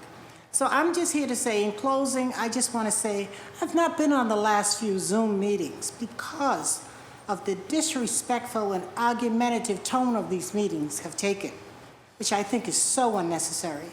But I hope that this project can be back on track and our community can once again begin the process of having a beautiful park that we could be proud of, utilize, and will be so beneficial to the community.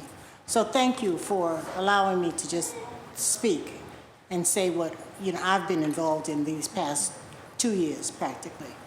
And when they said that there was no community involvement, that is not true. Because I said we have been involved since its inception with quite a few other people. So that's all I have to say. Thank you so much, Ms. Christie, for your testimony. I really appreciate it. I just wanted to say for the record, because you've mentioned it, that there's also a letter of support here from St. Joseph's Community Incorporated, which is the cooperative housing community. They were involved also, yes. Beautiful. Thank you so much. The next person that I have here is Evelyn Thorpe. Hello, Miss Evelyn, how you doing? Are you able to make your way to the podium? Right here. Yeah, also feel free to sit down if it would be more easier. We have 2 more chairs here that you can sit in, whatever works for you. Right here. Right here.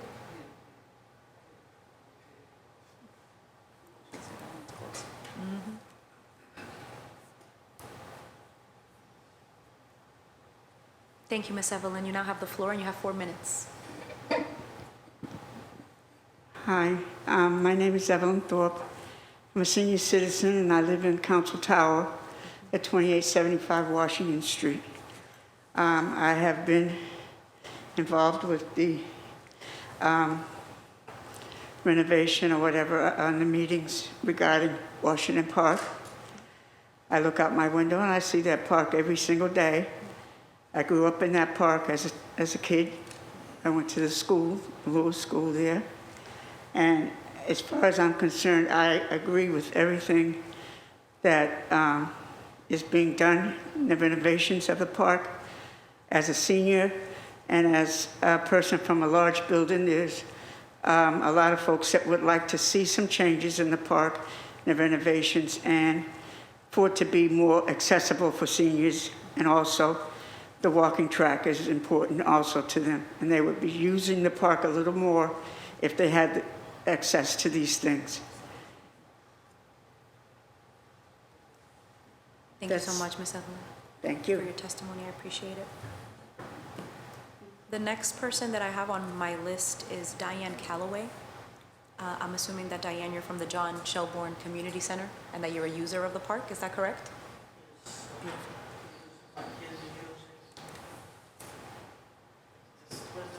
Oh, wow, okay. Yes, so right behind this, there's a microphone that's bent over. Thank you, Chief White-Hammond. There we go. Okay. Is it up? You now have the floor, and you have 4 minutes. Hi, good afternoon. Thank you for having me. My name is Diane Callaway, and I am the director of the John A. Shelburne Community Center. I'm also a resident of Roxbury. All my life, I've been a part of the Shelburne for over 30 years. Our young people, our seniors, our adults, our teens, we utilize that park to the fullest. I'm just glad that we're at a stage that we're finally getting a beautiful state-of-the-art park for our community. It's unfortunate that we're at this point right here and the project is on hold. And I just ask that, okay, the process wasn't done right all the way, and we know that, and it's a learning experience.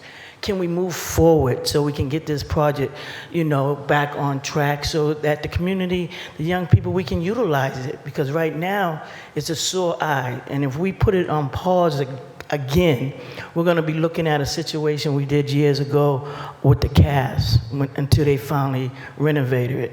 So, I mean, for the community, for, the young people, the seniors, it's not about our personal, let's get this project back on. That's what I ask. We know the do's, the don'ts. It's a learning experience. We move forward, and let's get the project rolling, please, people. We want to use our park again. Thank you. Thank you so much, Ms. Callaway. The next person that I have on the list is a representative from the Stewards and Friends of the Malcolm X Park, Diane Wilkerson.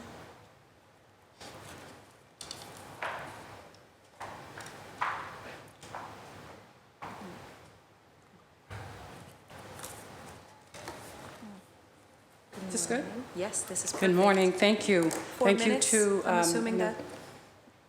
4 minutes? Am I good? Yeah, 4 minutes. I am Diane Wilkerson, a resident of Roxbury, from 2015 to 2020, the president of the Friends of the Cass, which is the state-owned facility that is located in that park compound. And I thank you for the opportunity to have this community dialogue. And just a few things I want to say really quickly. First, I am really, really, really concerned about this picture that has been created of the pitted community. When in fact, when you listen to people, what I hear is, we'd like to have a beautiful park. We want accessibility for seniors. We want it done as soon as possible. And we're concerned about the design, and the process wasn't done right, I think, as the previous speaker said. And so what do we do to fix it? What do we do to fix it? And I think that's what both Councilor Lara and Councilor Anderson, I heard you say that at the beginning. That's really where we are, the things that need to be fixed, right? So here's what I wanted to share with you. I'm excited about the redesign. And I can be excited and have concerns at the same time. There was a community process. You know, I'm not sure why people seem to feel that they need to say that there was, as if people said there wasn't. There was a process. It didn't go as the way, all through the whole process didn't happen as the way it should. And one of the fundamental flaws in the process is before this blew up, there was no tree discussion, not just for us, but in a redesign process in our parks, there wasn't a tree discussion. And so what blew that discussion up was the overnight painting of big orange signs that triggered for many people in the community and knew something was up. I actually happened to be the person who made the call to City Hall. I called the mayor that third week in March because I got calls from people saying, what is this? Why are our trees painted orange? I think it is appropriate to say for the record, that's not how it's supposed to be done. They use ribbons. They use push pins in other parts of this city. They don't paint big orange crosses on the trees that look like bullseyes in Target. And so when you're watching that, then you have to be prepared that some people are going to be upset when they see it. And so the response might not be polite. But I called City Hall because I think, well, you need to know that this is a problem. On the same day that I called, I got the invitation for the reception, for the groundbreaking, for the ribbon cutting, for the turf the following Tuesday.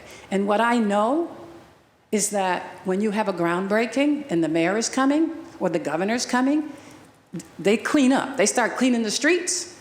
They rake, they mow, and they were going to tear those trees down before that Tuesday morning so that it would be all nice and pleasant for Robert Kraft and the mayor when they came. That's a fact. And I thank the chief because she returned the call. I called the mayor's office, the chief returned the call, and we talked, and she knew immediately, uh-oh, that sounds right, we need to do some more talking, and I appreciate that. So this is not about people who were in the process, community process, should have known. There never was a process for the trees, for the people who were involved in, in that community process. Yes, there was a community process. Even the city will acknowledge that. So we then start talking. Second, it would be a big mistake to think that this is just about trees. I happen to be much more concerned as the initial state sponsor of the Environmental Justice and Health Equities Bill about what's happening to Roxbury, and that's what I wanted to really focus on. We have to think and process differently for Roxbury because of the reality of the health status of Roxbury, right? We have the highest level of childhood asthma. We have the highest level of children, from school-age children, dying from asthma attacks because of our environment, right? And so, yes, well, like turf, I heard what Mr. Brandon said. He said that it's only been 5 years, science is still out, but we think it's pretty safe. Pretty safe isn't good enough. I know that there was a request. Okay, send us, can we get a list? Can we get a list of what is in the turf that you intend to put? 3 months. I haven't seen it. I don't know if anyone else has seen it. But what I do know is that the House of Representatives in Massachusetts just issued a report in April on the dangers of PFAS and the importance that we have information on the impact. That's all we're asking. This isn't an opposition to turf. This is saying, what kind of turf are you using? Can you tell us? And so why if you can't answer that, that's a red flag. So I am going to wrap. I just want to say this. We do design in phases all across this city all the time. We do. I was there. I have taken in the habit of taking pictures of construction sites around our community. I happened to be there the day the trucks rolled in on that Saturday when they were going to start construction. I will say for the record, all the contractors, all the people in the trucks were white. The contractors are all white. And that is a problem as well, and ought to be dealt with on the same level as the other issues we raised. We keep talking about centering equity, then where are the Black and Latino people? They can drive trucks. Right? So we need to see the arborist, which, by the way, has never been presented since we started, right? We just asked, well, who is he? We brought the arborists back to the park. When Councilor Flaherty asked, how did we get from 54 to 29? It's because we took our arborists, walked the park with a clipboard, clipped off the ones that were dead, healthy, you know, whatever, and that's how we got the number down, and that's how it's supposed to work. That's not a problem. What you all may see as fighting, I don't see it as fighting. I see it as a process. That if we keep talking, we're going to get to what's best for this community. Thank you and so we much. can't be banished, you know, because we do that. Thank you so much. No, that's fine. I extended your time by 2 minutes to make Thank sure you. that you could say I will too. send mine in writing too. Thank you, yes. Thank you very And much. I wanted to, two things state for the record. Please consider this a formal request on the makeup of the turf that you are using to the chair and to the committee. Whatever the list of chemicals is and any studies that they have on it. Thank you. Can you ask them about the equity too, please? Thank you. I will answer that question for you on the record before we go to the next person on public testimony. It is not an issue that the City Council is unaware of. We are in the middle of budget hearings. Every budget hearing, thanks to Councilor Fernandez-Anderson, who is the chair of the Ways and Means Committee, includes a review of the demographics of every single department of the city. And so we are aware of it. We have made it a requirement and have brought all of the departments to task on who they're hiring. And we are even launching programs and contracts as well, thank you. And we are working with the city to launch programs that are going to create pathways into these positions for people. So we're not unaware of it, we know. And this is a new council. You've elected one of the most diverse councils in the city of this city. We've been here for 3 months. You know, let us get to work. The next person that we have here is Avery Esdale. Is Avery here with us? Do you live in Roxbury or use the park? You use the park? Please, Avery, come up to the podium. Avery, I'm gonna cede the floor to Councilor Fernandez-Anderson, who has to leave us so she can make a statement right before you speak. Councilor Fernandez-Anderson, you have the floor. I just wanted to address my constituents and the administration. I do apologize. I've been scheduled for several months to speak at commencement speech at Roxbury Community College. I appreciate you. I will be listening to this and taking notes. And certainly, please contact me. Most of you have my cell phone number, and if you don't, I'm happy to give it to you so that we can meet and continue this conversation. And you're in great hands. Madam Chairwoman will certainly update you soon if we'll go into a working session or what's the next steps. Thank you very much for your advocacy and always for your support, and thank you to administration for your work and patience in this process. Thank you so much, Councilor Fernandez-Anderson. Thank you, Madam Chair. Mr. Avery, you have the floor. You have 4 minutes. Good afternoon. My name is Avery Esdale. I'm the Senior Director of Athletics with Boston Public Schools, and here today just in support of the project and continuing the work to get the project back up and running. Boston Public Schools Athletics, I'm sorry, I got the height thing. I'll hunch down a little bit. Boston Public Schools Athletics works with Boston Parks and Recreation very closely for our outdoor field spaces, for our athletic teams that we support out of the schools. And so the project at Malcolm X is a very exciting piece for us in our athletics department because I think it creates, again, another space that can be used for Boston Public Schools teams, but also it activates a space for the community members and for all the youth programs that also use the space.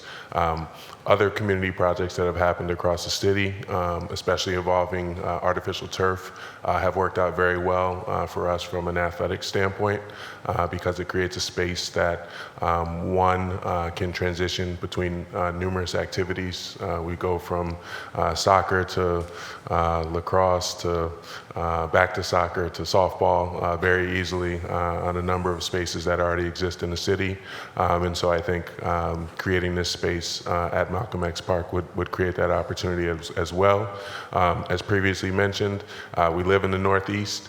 And having a surface that allows for, that withstands the various weathers that we deal with and allows for activity in the various times of the year that we're playing is very important to us. So I think in closing, we would just say from a Boston Public Schools perspective, and the number of teams and schools that are in the surrounding area of Malcolm X Park, that we're in support of the project, that we can see the opportunity that it creates, not only for the community and Roxbury, but also to be a top flight park and facility in the city of Boston. So thank you very much.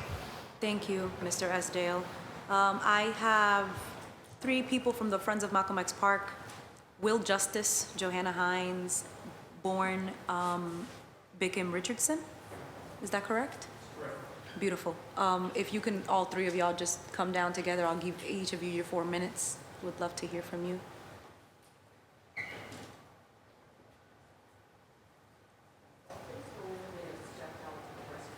That's fine. When if you know who they are, please let them know. I'll call on them again if they don't speak. I'll keep them on the list. Beautiful.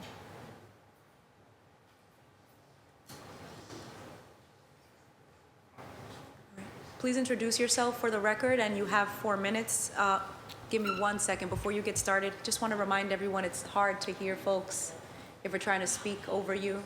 So please keep your voice down in the chambers. No, please. You're good. I know how it goes when you're with family. And if you need to have a conversation, you can feel free to step out to the gallery and come right back in. No problem. Please introduce yourself for the record, and you have 4 minutes. Peace. Well, Justice. And I want to get into this community process situation because it's kind of funny that we have people from the community that are actually opposing something without the knowledge of what's even going on. Most of the time, it's like you're participating in the process, but there are things that are not being said. Specifically, one of the things that was happening with the trees and this turf thing, they did not speak about how this will actually like poison our water supply.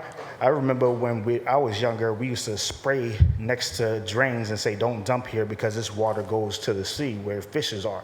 So, it's like, and now you want to put plastic that's going to create microplastics into our water supply, which makes no sense whatsoever. It is like that was one of the most this sounded like a turf commercial. And it's like we don't need that. We already have a field. It's going to cost less to not damage it. It's one of those things. The fact that we had to bring an outside arborist, not by the city, but by an organization, it speaks volumes. Speaks volumes of talking about access. I'm just gonna say, like, a lot of the people who fashion themselves to be leaders of the community really don't know what they're talking about.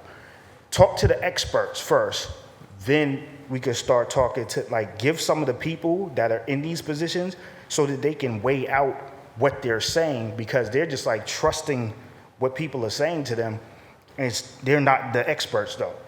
You get what I'm saying? So this is one of those things that we're going to continue to have a problem with. Access to information is one of those things.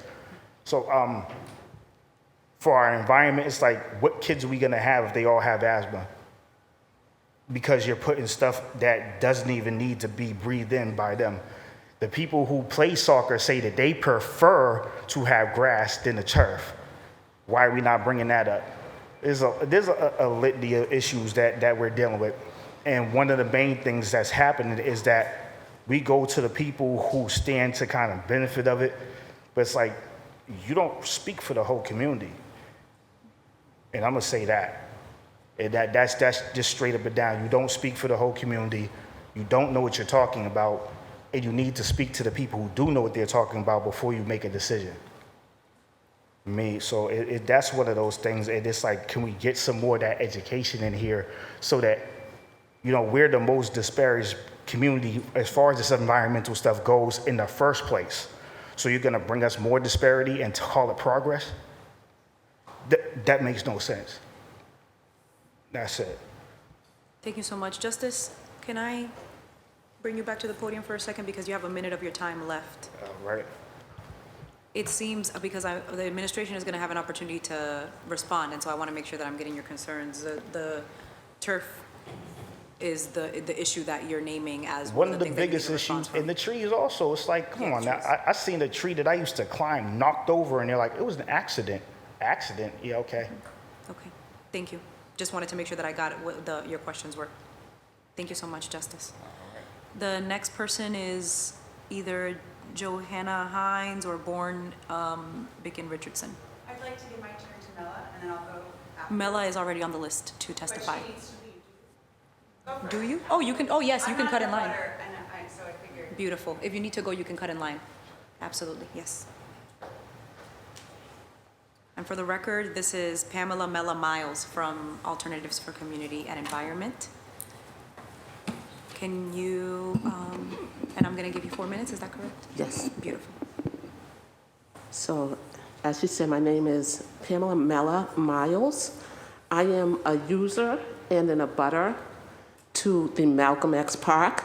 I live in St. Joseph community, and I also am a Boston resident. I was born and raised here and grew up using what used to be the MDC pool and the ice skating rinks, as well as watching basketball games and playing in the park as a small child and as a young adult.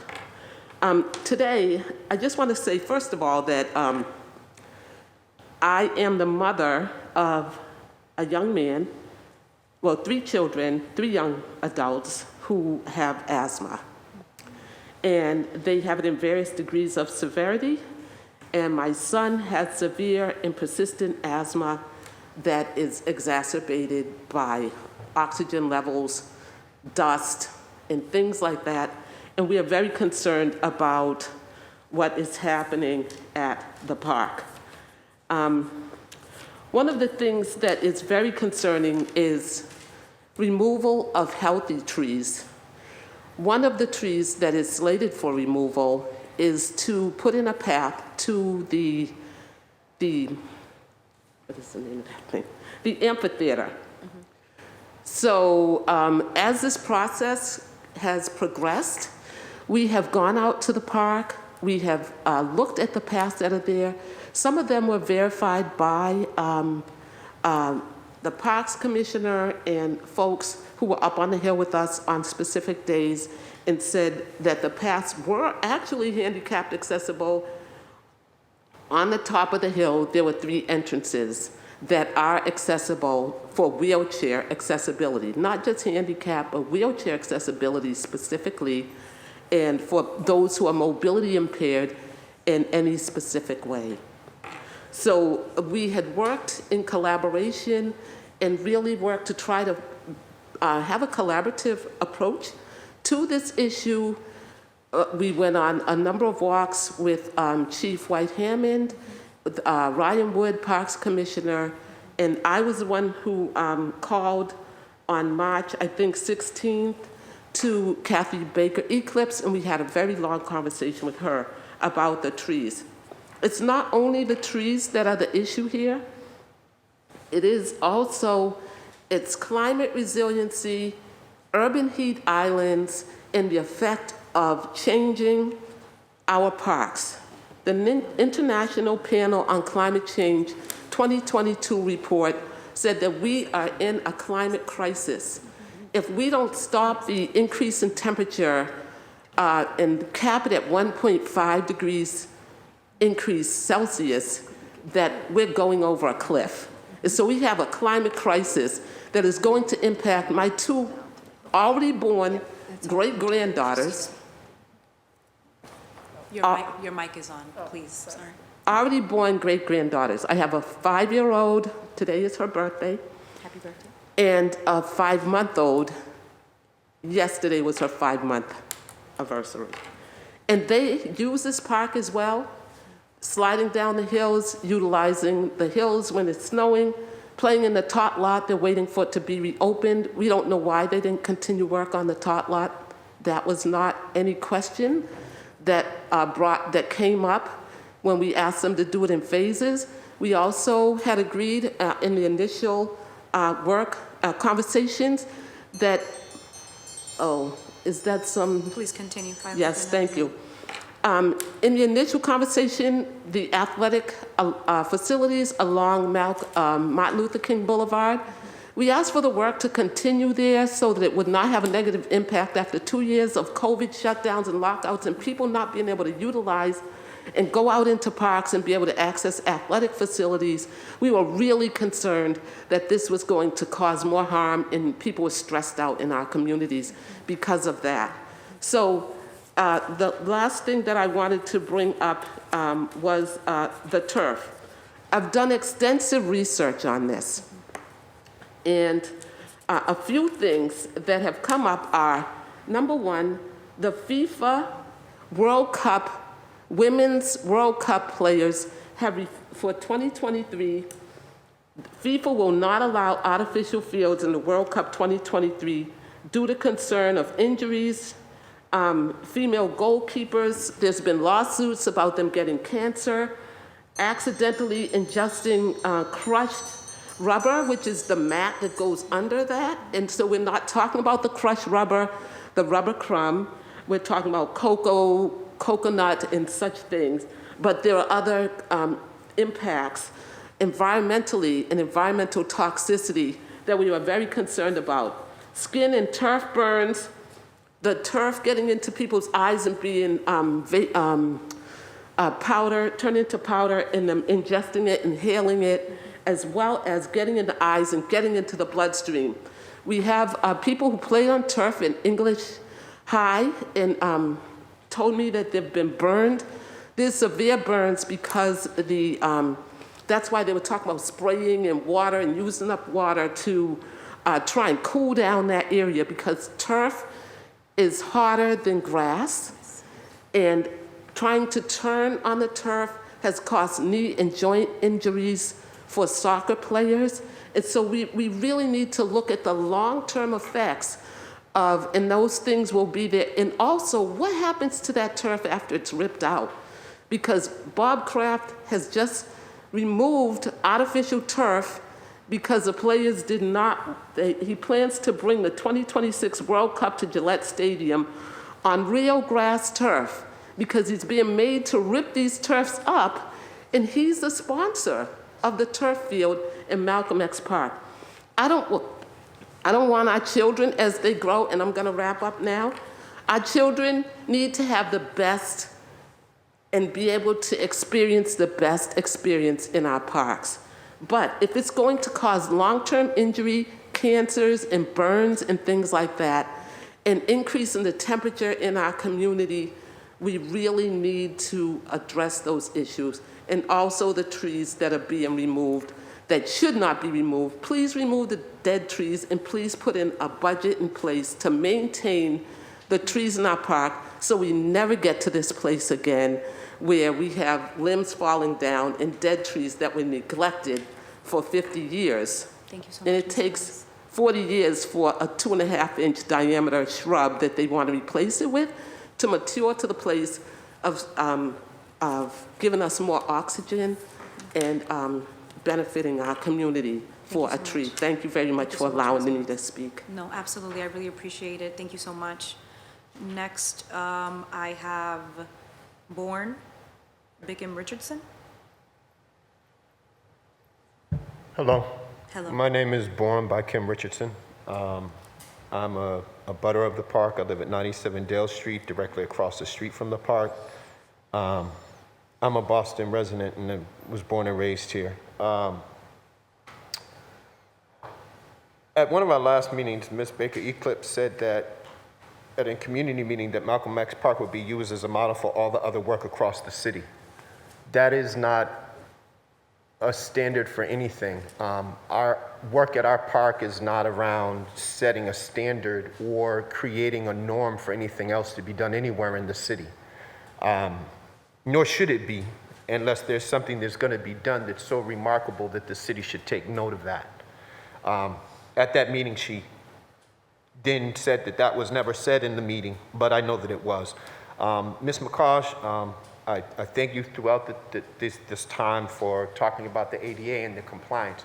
The largest ADA compliance issues are not really in the park. They're around enforcing handicap parking that would allow someone who was handicapped to either get their wheelchair in and out of the park in the first place, right? So there's no regular enforcement of those things in Roxbury. There's no regular entrances into the park that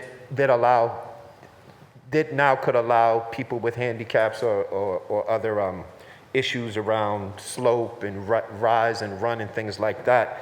And I know that because I worked with my father, who died a number of years ago, and we used to take walks in the park, and we used to have to walk from Dale Street all the way around to another side of the park because the incline from Dale Street is so high that I can't even, I mean, I can get up it because I'm healthy enough, but that's really what I wanted to say about the access. Besides that, if we're using, Ms. McCosh, if we're going to be using other parks like Franklin Park, or we're even going to talk about Boston Commons, they don't have the same rise as the park, Malcolm X Park.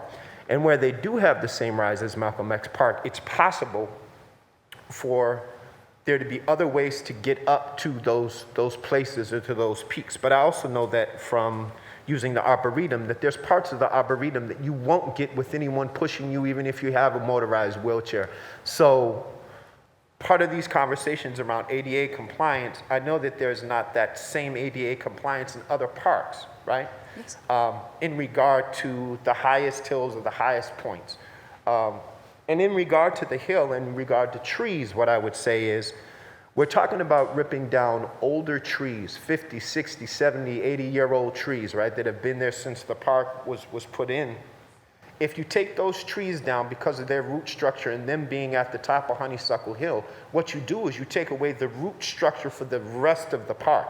So when it rains, these new trees that we're talking about putting in that are going to be around this wide around, they will probably just roll right down into the street because there's no root structure to hold them together, right?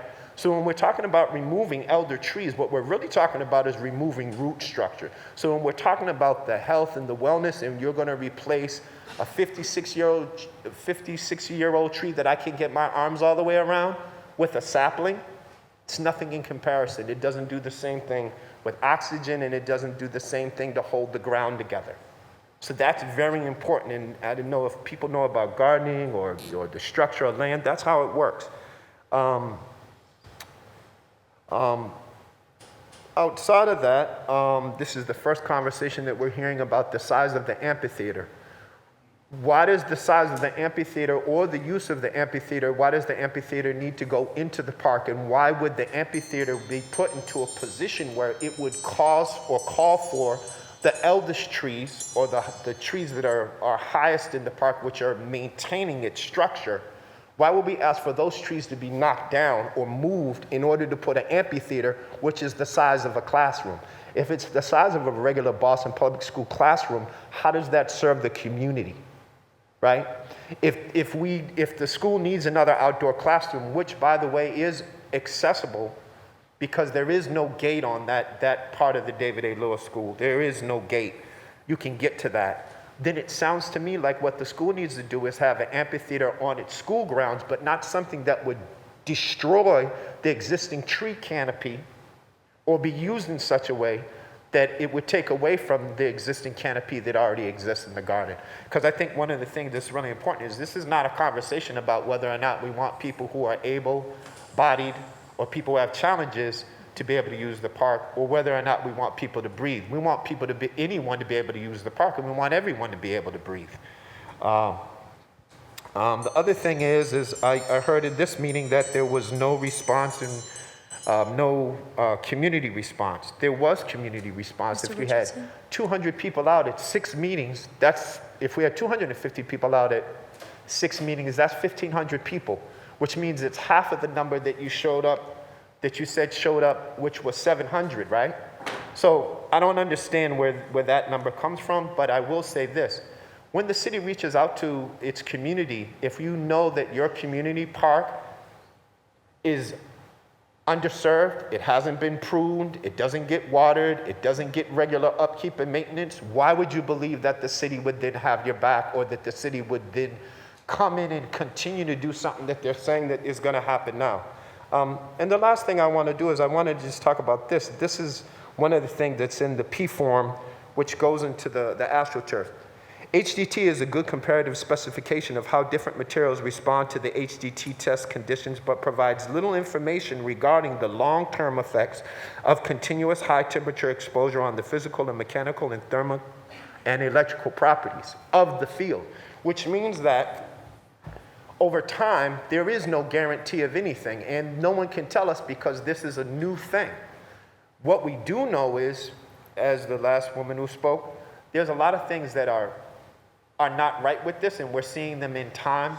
And I would close by saying that, you know, it really behooves us as community members to know that the people we've elected hear us.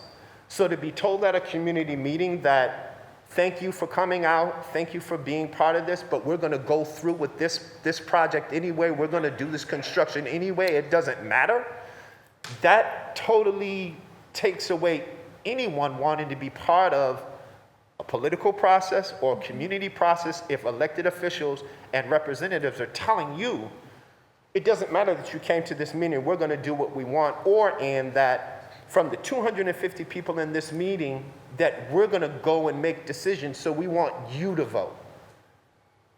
We already are clear that there's a lot more people that can vote and that have impact, and I think that's important that everyone's heard. Thank you. I appreciate it. Thank you so much. I just want to say for the record that I, one, appreciate your testimony, and that the fact that, one, the construction and the project has paused and we are here today is proof that the process did not continue, that the people in that community were not told that we were going to continue on with the plan because we stopped and therefore held this meeting. Well, no, hold on now, hold on. Let me correct myself. I was not at that meeting. I am sorry that whoever said that to you, but I think that us being here today is proof that we are trying to do different. Pausing the project and being here today is proof that we are trying to do different and trying to do better. So, thank you. I have Bill Singleton and then Dennis B. Wilson.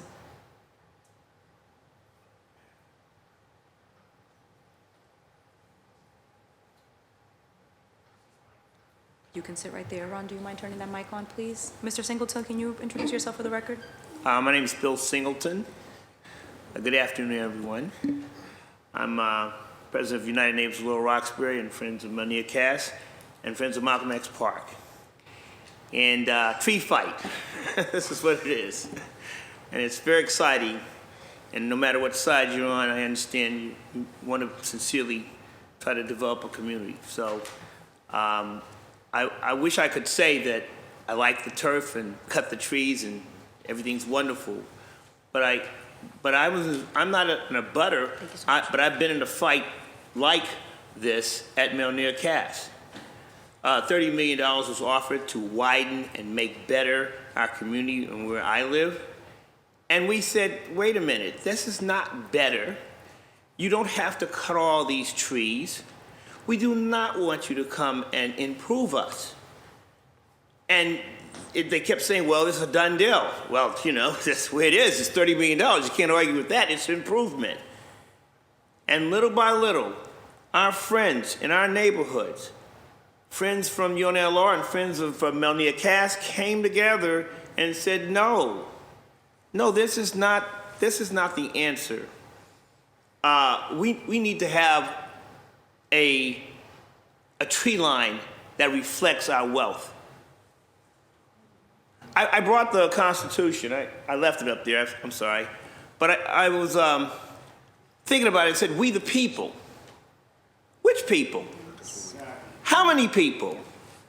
And are those people bigger than the other people? You know, it didn't say we the contractors and the concrete owners, or we the bureaucrats, or we the decision makers have made decisions for you. It said we the people, if we live in that park, and they are closest to that park, and the majority of the people in that park say we want to keep our trees and make it ADA compliant, then we should be able to do this. It is not rocket science. I saw a movie called Dark Waters. And that movie kind of moved me because immediately after I saw it, I went into my kitchen and took out all that Teflon because I said, oh my God, these forever chemicals are forever in you. They made mistakes. They didn't even own up to it with DuPont. And now we have forever chemicals in our system. That's what we're proposing to do with turf that we don't know anything about. And we want to cut the trees. Those trees have been around longer than we have. We have not lived as long as those trees, and they have been doing their job to provide us with air, which we cannot live without. Please, I am asking you, I am asking the mayor, I am asking this council, please, leave the trees alone and come in with ADA compliant that will allow us to keep our Grand Canyons and our Malcolm X parks and make it accessible to the wheelchair community, to other asthma communities. We don't need to have an either or false choice of, we got $30 million and cut all the trees on Melnia Cash. We won that fight because we were persistent and we did not say, you, the contractors, tell us what to do. It's a done deal. We can't do anything. Who said that? It's we the people that say, no, think about this. Don't cut our trees just so you can get paid. And if you want to be paid, I'd rather pay you and you can leave our trees alone and we still be happy. We would still have the asthma going down. We would still have a park that reflects our humanity. And I'm wondering about ADA compliant. I would love to meet with ADA, I'm going to be done. I would like to meet with ADA compliant people because where I live at Tremont and Hammond Street, we wanted to put a Frederick Douglass statue there. We were very happy about that. I'm a publisher, as you know, of Black History Magazine. I'm going to make it off. And there was a big tree there. They said, well, we've got to cut the tree down so we can put the park there. No, you don't. No, you do not. We can have our park for the shade so that that Freedom Fountain can have some shade for you to be able to enjoy it. And we can keep our tree there. Let's think like that. Let's think like the winners think, to include everyone. Let's do that. Thank you so much. Really appreciate your testimony. Thank you so much. I just want to reiterate for the record that we're going to be taking testimony on Zoom as well. If you want to sign up to give testimony on Zoom, please send an email to ccc.ep@boston.gov so you can receive the link. We're going to continue for the testimony that is in person. These are the people that are left on my lists for in person: Alfreda Harris, Dennis B. Wilson, and Johanna Hines. Is there anybody else who is in the room who wants to testify in person who has not signed up? Beautiful. So we have two people here who have not signed up. Can you please put your name? Benjamin Patrick? I will put you on this list, Benjamin. Thank you so much. All right, and this person here, I can't read this name, 79 Dale Street? Derek. Beautiful. Thank you so much. Evans? Thank you so much. All right, so we have everybody who's going to testify in person here on our list. Can you repeat your name, sir, with the Puma hat? Patrick? Beautiful. All right, so we're going to go with Alfreda Harris, after Mr. Wilson. Is that correct? Thank you. Thank you. Mr. Wilson, you have the floor. Please introduce yourself. Thank you so much. Good afternoon, everybody. My name is Dennis G. Wilson, born and raised in Roxbury, and Malcolm X Park is my second home, and was my second home when I could move and had good knees. Again, a lot of passionate conversation. I've been involved in this process for over 2 years myself and been on most Zooms, only missed a couple. And very concerned about and very much supportive of having a beautiful state-of-the-art flourishing park, because that's what our children, our community, our elders, and the butters and everybody who wants to use that park deserves, just like all the other beautiful parks that I see around my city. And I'm getting educated here as well, I'm sure everyone, as to the pros and cons and the good and the bad. And when I spoke at the Zoom meeting earlier, I had mentioned that, you know, we all are here for the right reasons in terms of the park that we love. And unfortunately, we all would love to have 100% of what we want, when we want it, how we want it, as much as we want. But I know that's not reality. And I just hope that, again, we all know the value and benefits of trees, and that's something we all learned in science class, as well as all the important information we see on the TV as far as what is going on in our world. And We don't want to remove trees that, again, are going to help purify the air. We want to maintain access for the handicapped. We want to have, again, our youth and everyone who, like I said, wants to use this park to be able to use this park and have the same opportunities that everyone has throughout the city, because I go around to the various cities. Still coaching, retired educated Madison, still coaching. My brother and I, Harry G. Wilson, founded the RBA, Roxbury Basketball Association League, up at the top court, which is kind of historical, as well as, I guess, so important to all that have played there, children who are still playing there, and for, I'm sure, generations to come. And we would hope that the quality of the park will be maintained, because a lot of folks that are here, you know, your children, your grandchildren, hopefully will get the same joy that I got and your children are getting when they use that park. But in closing, I just hope that we all can come together and do what's best for that park, do what's best for our community, because it is our community. And, you know, we got to go along to get along, but again, it's about the park. It's about our community, and I just hope everybody understands that and kind of their own personal fight, because we're all, again, fighting for the same thing. So thank you for allowing me this time.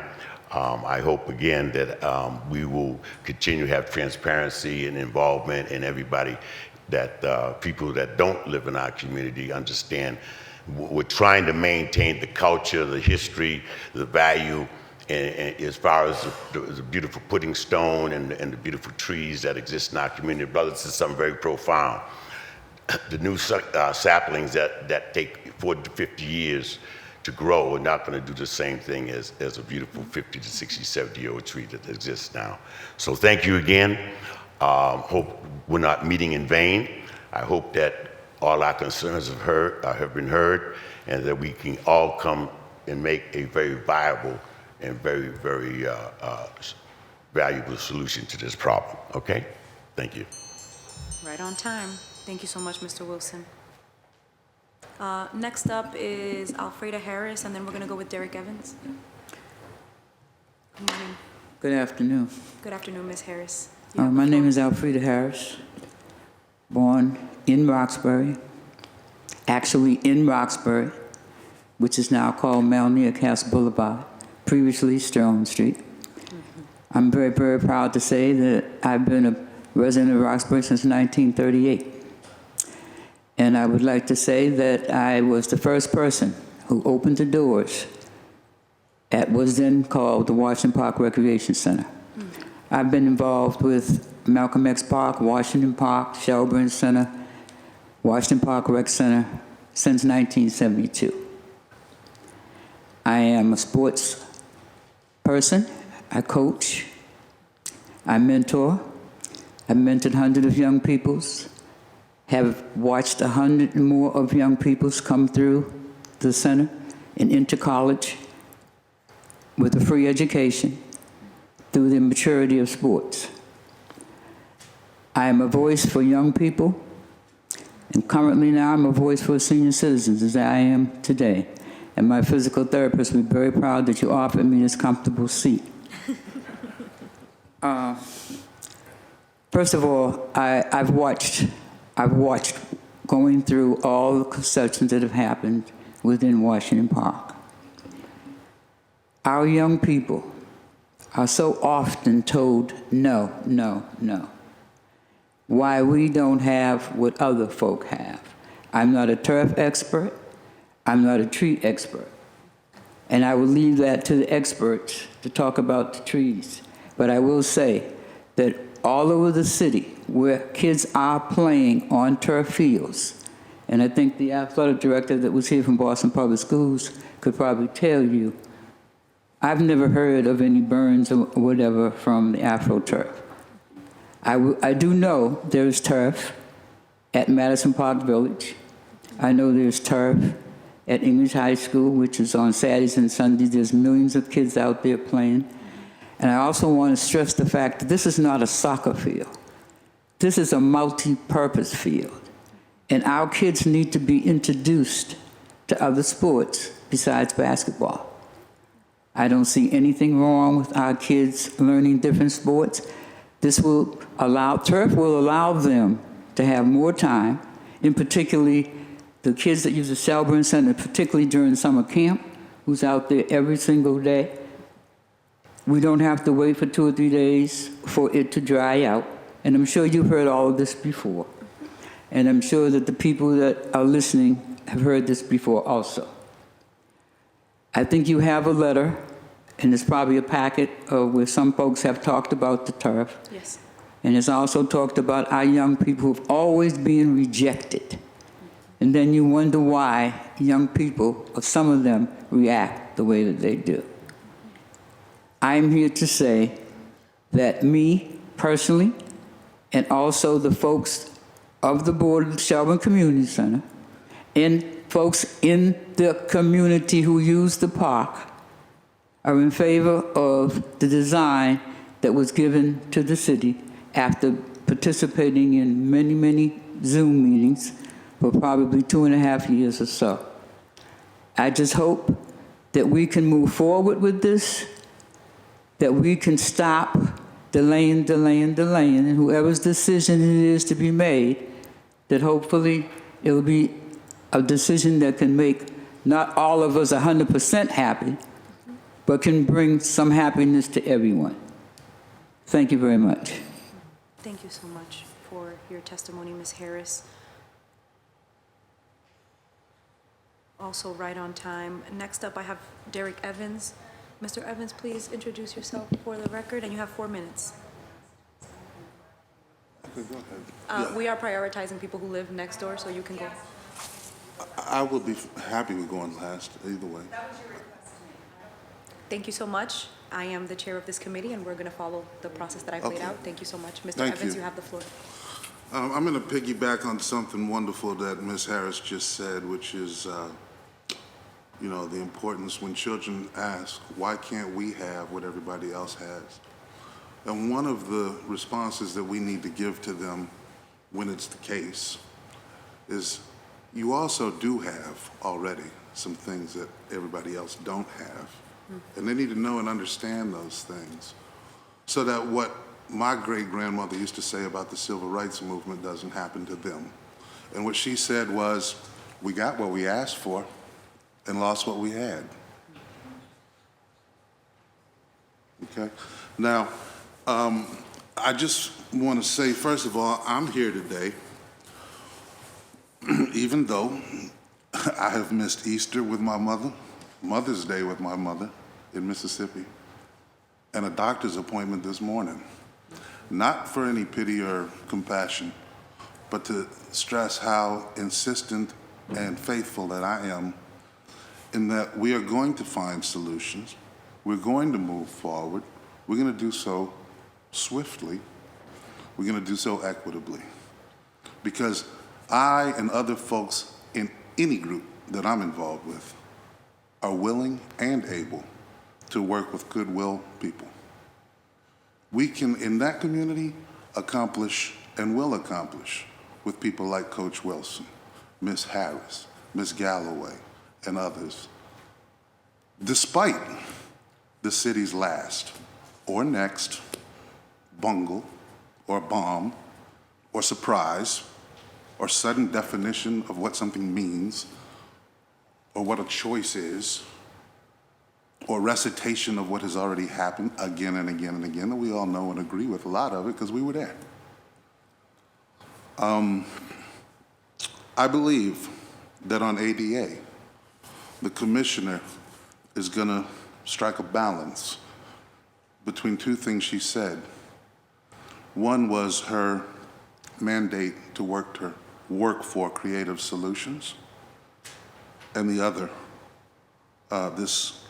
what non-negotiable means, which has, frankly, in the very short time that we've been aware of your very office and its central, primary importance to this project from the beginning to the end, we shouldn't be here now still wondering, as I am, what are the possibilities for creative solutions, and what does non-negotiable mean? Because the last thing we heard about that was that somehow or another it was tagged to the cost of the project relative to the valuation of the property, which we can get into later.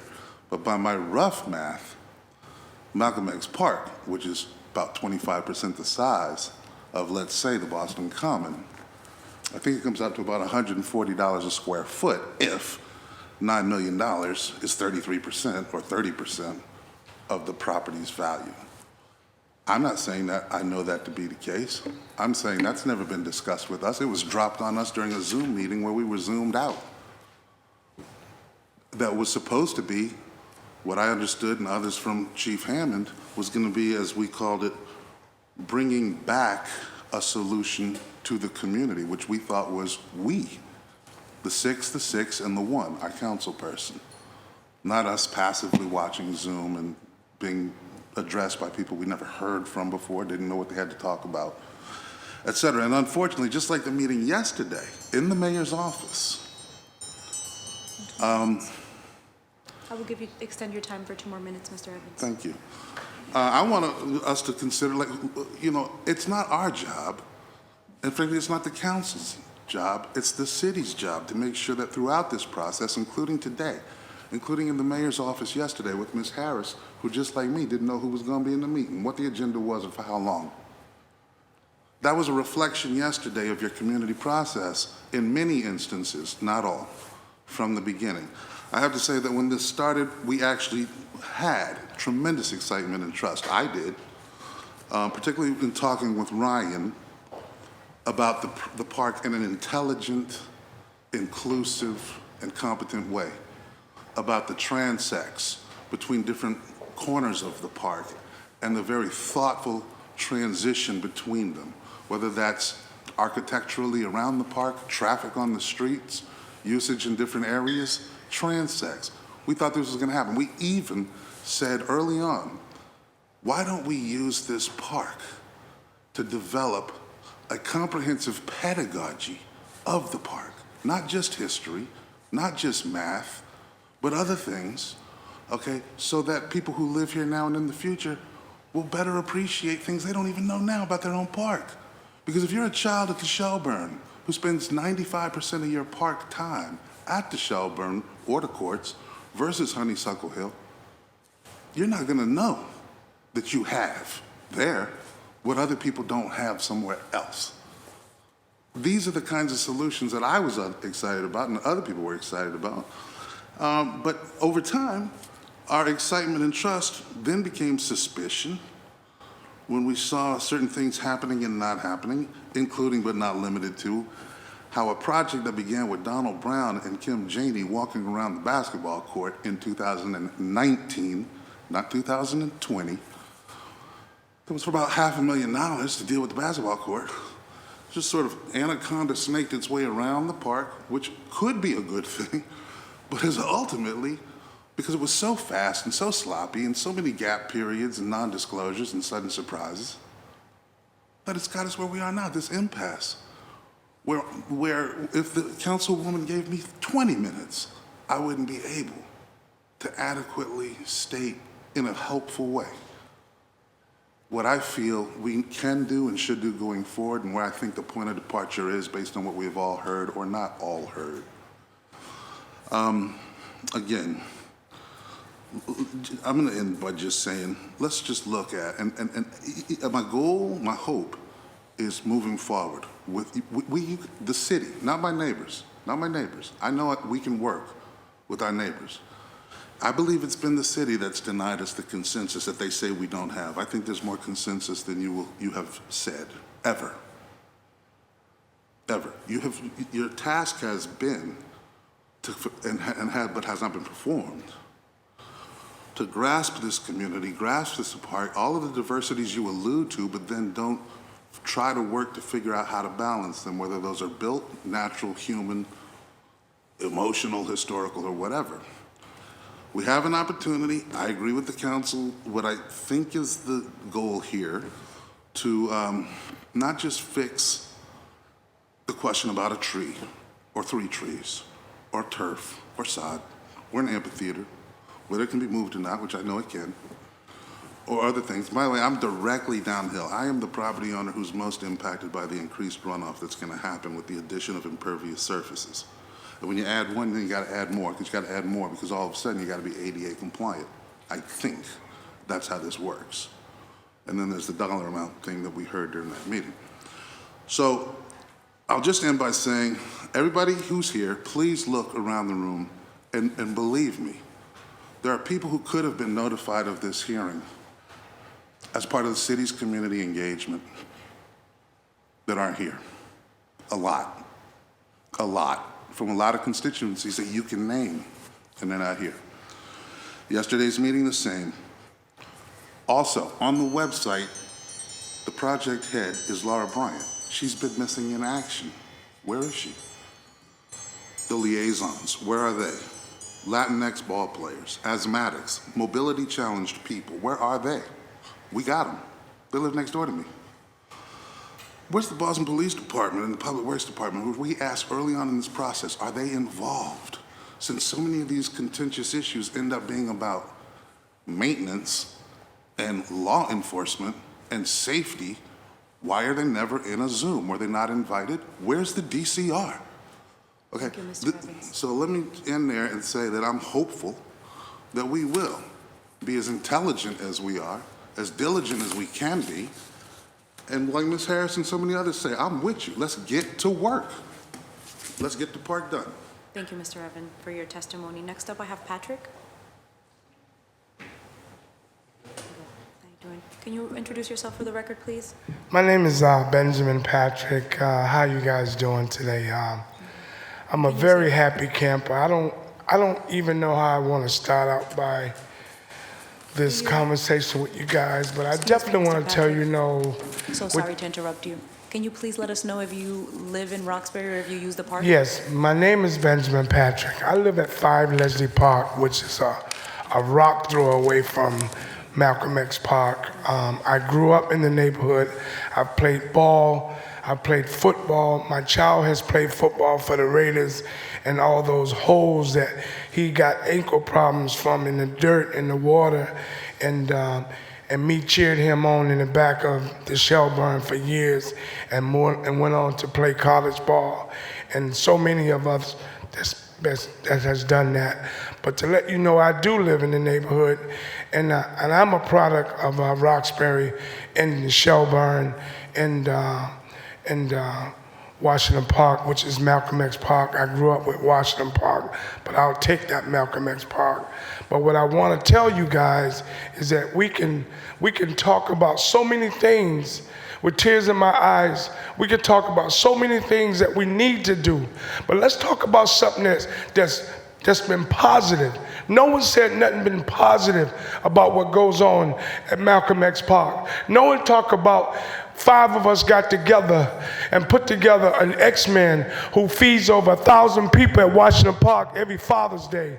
And we give away over 200 scholarships to kids. All they had to do is show us their exception letter to college.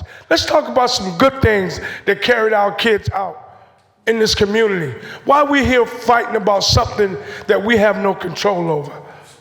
We have to do better. When you know better, you do better. We have to work together. We could sit up here and dialogue everything that we do wrong. I've heard no one say nothing good about what Washington Park's about. I haven't heard no one say anything good about my son. Glad they wake up and go over Washington Park and play on the slides with me. Or my father who lives in St. Joseph, who's 90 years old, want to come outside and walk around the park. Let's talk about something good with tears in my eyes. Let's be real. I live in the community all my life. I'm a homeowner. Me and my wife, 5 Leslie Park. I own 3 Leslie Park. I'm built like this. So all this negativity that we want to talk bad about, let's talk something good. Let's talk something that our kids enjoy. Why we up here fighting about grown folks when we should be talking about our senior citizens who one day we gonna get old and we gonna want to have somewhere we can walk around and feel safe.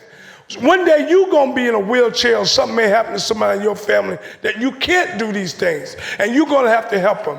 Let's talk positive. Why is all this dialogue about we hurting each other? Let's get this thing done. Our kids need our park. All these other parks around the neighborhood have their parking going on. We as people in the neighborhood, our black community, this is the only black community that we got. Let's get together and get our park going. You got Bob Kraft and all these other people want to come together and show love for us. I don't care if there's a tax purpose or whatever, but they showing love for our kids. Be easy with us, man. With tears in my eyes, pay attention. We are hurting our kids by every time we drive by and we see a backhoe over there ain't moved and got in 2 months. That's ridiculous. Let's be easy. Let's do better. Let's do better. Thank you so much, Mr. Patrick, for your testimony. All right, now. The last in-person testimony before we move to Zoom is Johanna Hines. Ms. Hines, you've informed me that you are not in a butter, so you're going to have 2 minutes for your testimony. Right, I'm a Boston resident and consider this a Boston park that I care about. This is a Boston park that you care about. You'll have 2 minutes. Can I just pull up my notes before you start the clock? Oh, yeah, absolutely. Thank you. No problem. And Go I ahead. Let me know when you're ready. Glasses once again. Sorry about that. No, take your time. If I may just grab my glasses. Thank you.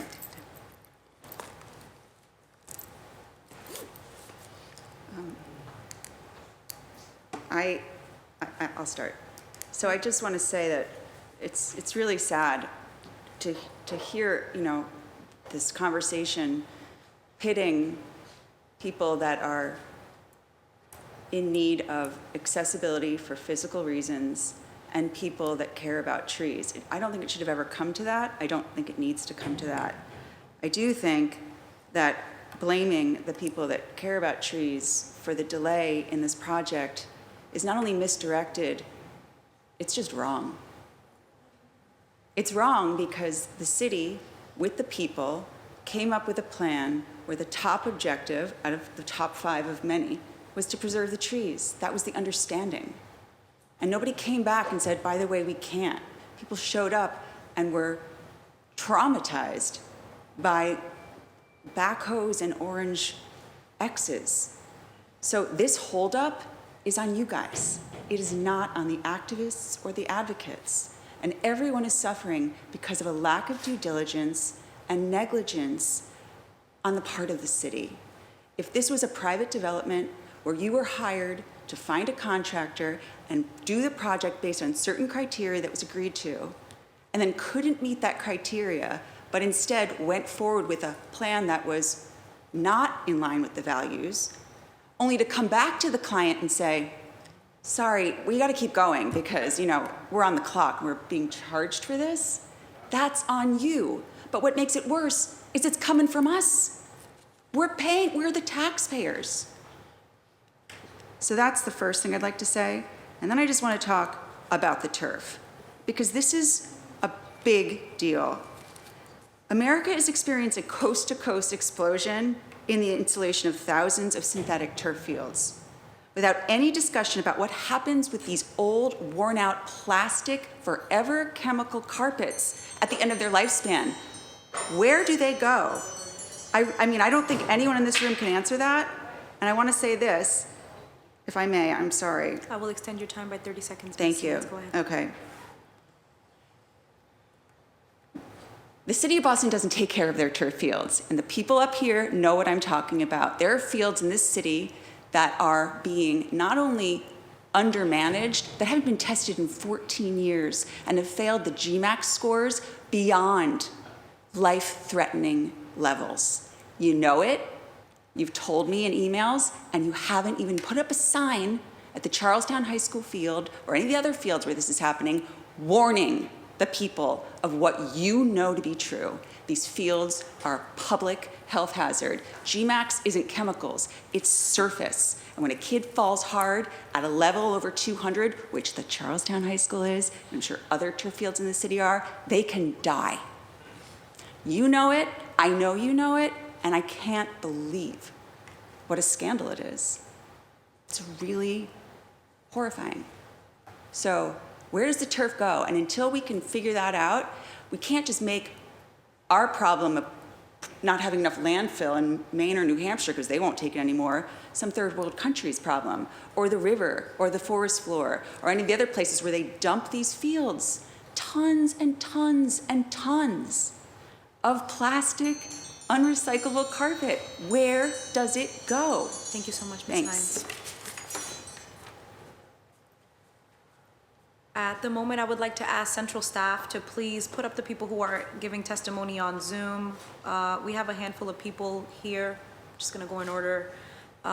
For the folks who are in Zoom, we are prioritizing people who live in the neighborhood or are users of the park. If you either live in Roxbury or are a user of the park, can you please virtually raise your hand on Zoom so that central staff can call on you?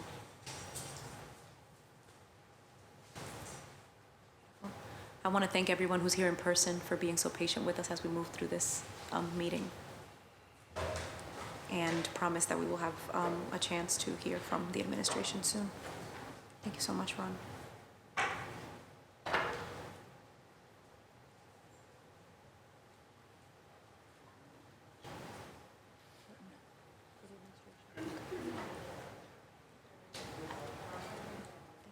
Thank you, Councilor Mejia. Say that again? We'll put them up. Beautiful. Thank you so much. All right, welcome. Sorry, Ron, did you say that?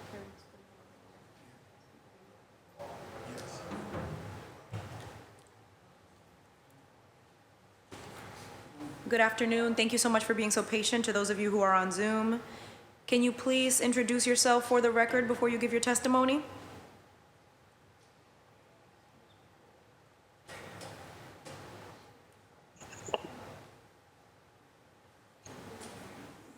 Miss? You calling me? Okay, you didn't. There you go. My name is Lauren Thompson. I am a lifelong Roxbury resident, and I'm also a board member of Garrison Trotter Neighborhood Association. I'm not going to repeat what has been said before. I know I believe his name is Mr. Evan. I share my sentiments, same sentiments with him. The process is very flawed, just as many city processes are flawed, including those with developers. And I guess my main question is, the Parks Department and those consultants, do they come out to the park, prior to any groundbreaking, quote unquote, to see how highly used this park is? I mean, I used it as a young girl often. I continue to use it, bring my nieces and nephews, and hopefully soon my grandson to the park. So it really saddens me. And as my friend Benjamin, and I know Benjamin, as he was there teary-eyed. And I am also, as a Roxbury resident, when I look at the fences, I drive by there every single day. Today I took a trip around Dale Street again because I wanted to note if there was any signage. But it brings tears to my eyes because I know the families, right, that come to the park with their children to have a barbecue. I know all the basketball games that go on. I know the activity. I know that park end to end. I traveled all over it as a young girl. My concern is lack of community engagement. Moving forward, I would like to see signage on the fencing all the way around, notifying those who may not live in the immediate area, those who are not abutters, right? This is what's going on. This is the timeline. There was one sign I saw, which was right outside where the tennis courts were. Didn't give any information on timeline, what's going on, why the pause. Everyone has been asking our organization, what's going on with the park? How can we get involved? And that's why this particular hearing is very low there's a low attendance, because there was no outreach. I mean, I spoke with the deputy of Councilor Anderson's office, right? And that's how I found out about the hearing, right? And in regards to the survey, I think it was 760 something responses.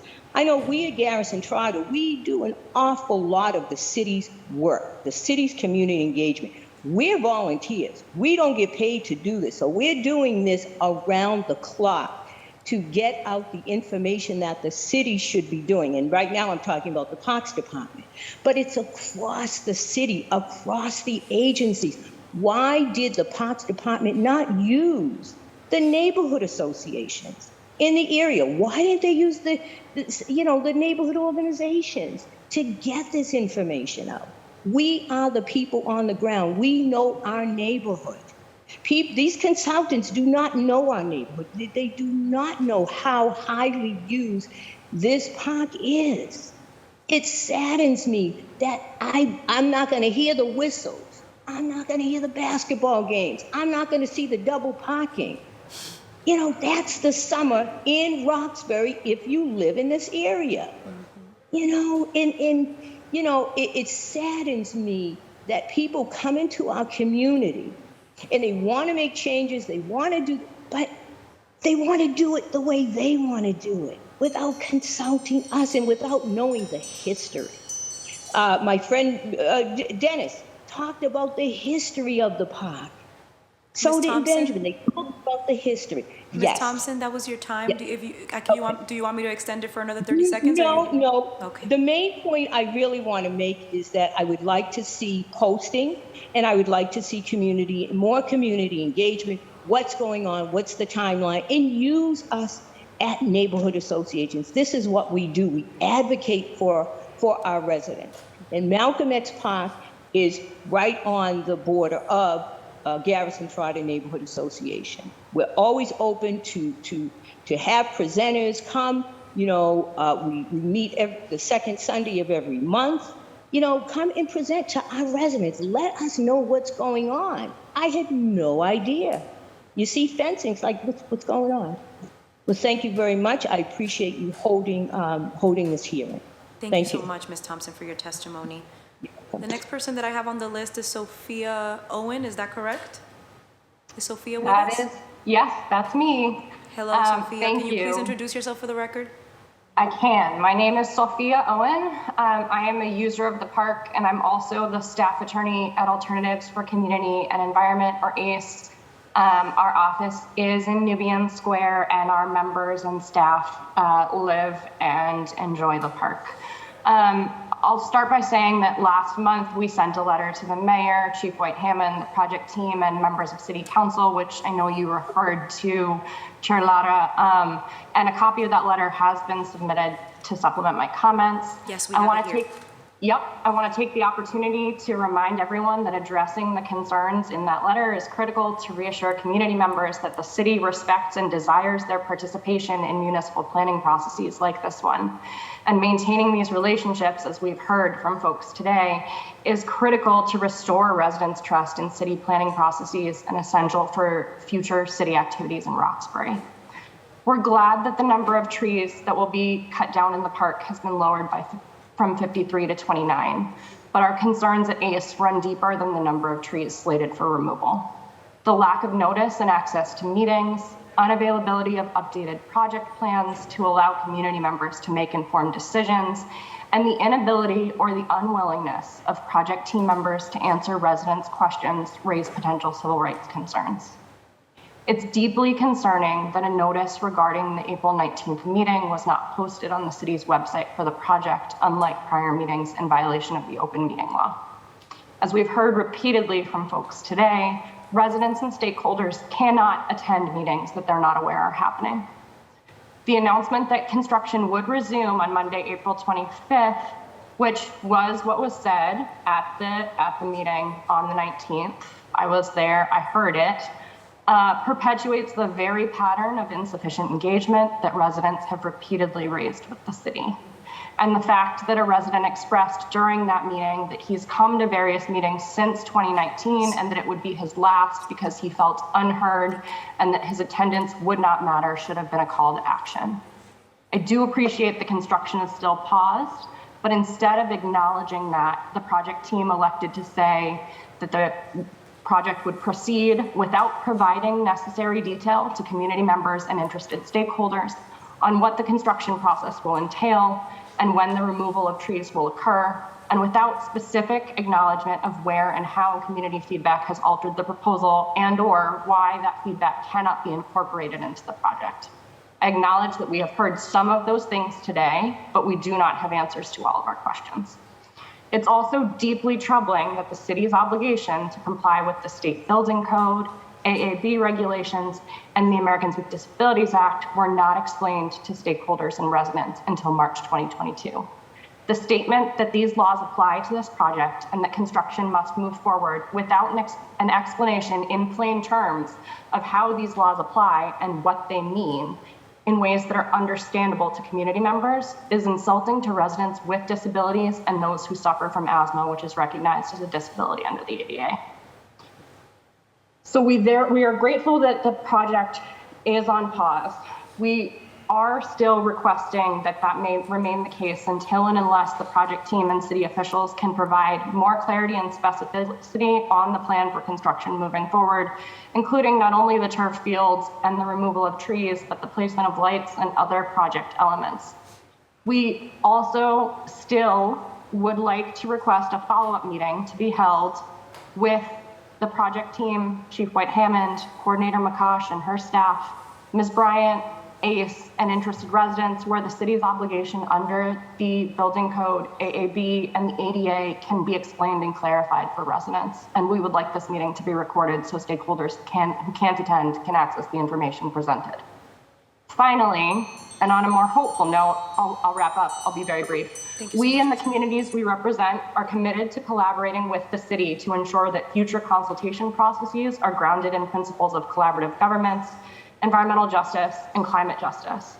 And to that end, we request that City Council and the Mayor's Office undertake a process to gather feedback and to share lessons learned from both inadequate consultation processes and projects with robust community collaboration.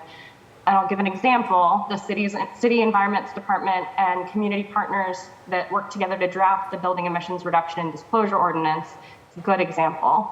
For Boston to be a leader in equitable and just planning and development, changes must be made across city departments, and we are ready and willing to lead with City Council on such process. I thank you for your time and your attention. Thank you so much, Ms. Owen. Next that I have on the list is Catherine LeBlanc, followed by Alana Fester.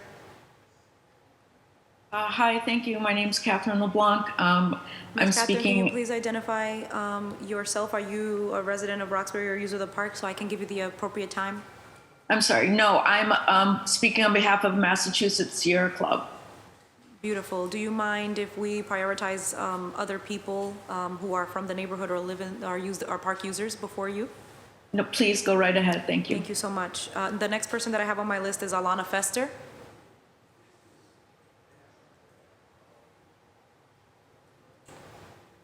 Is Alana Fester here with us?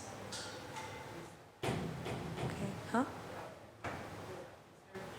Feaster. Beautiful. Feaster. Beautiful, she asked. Hi, can you hear me? I'm sorry.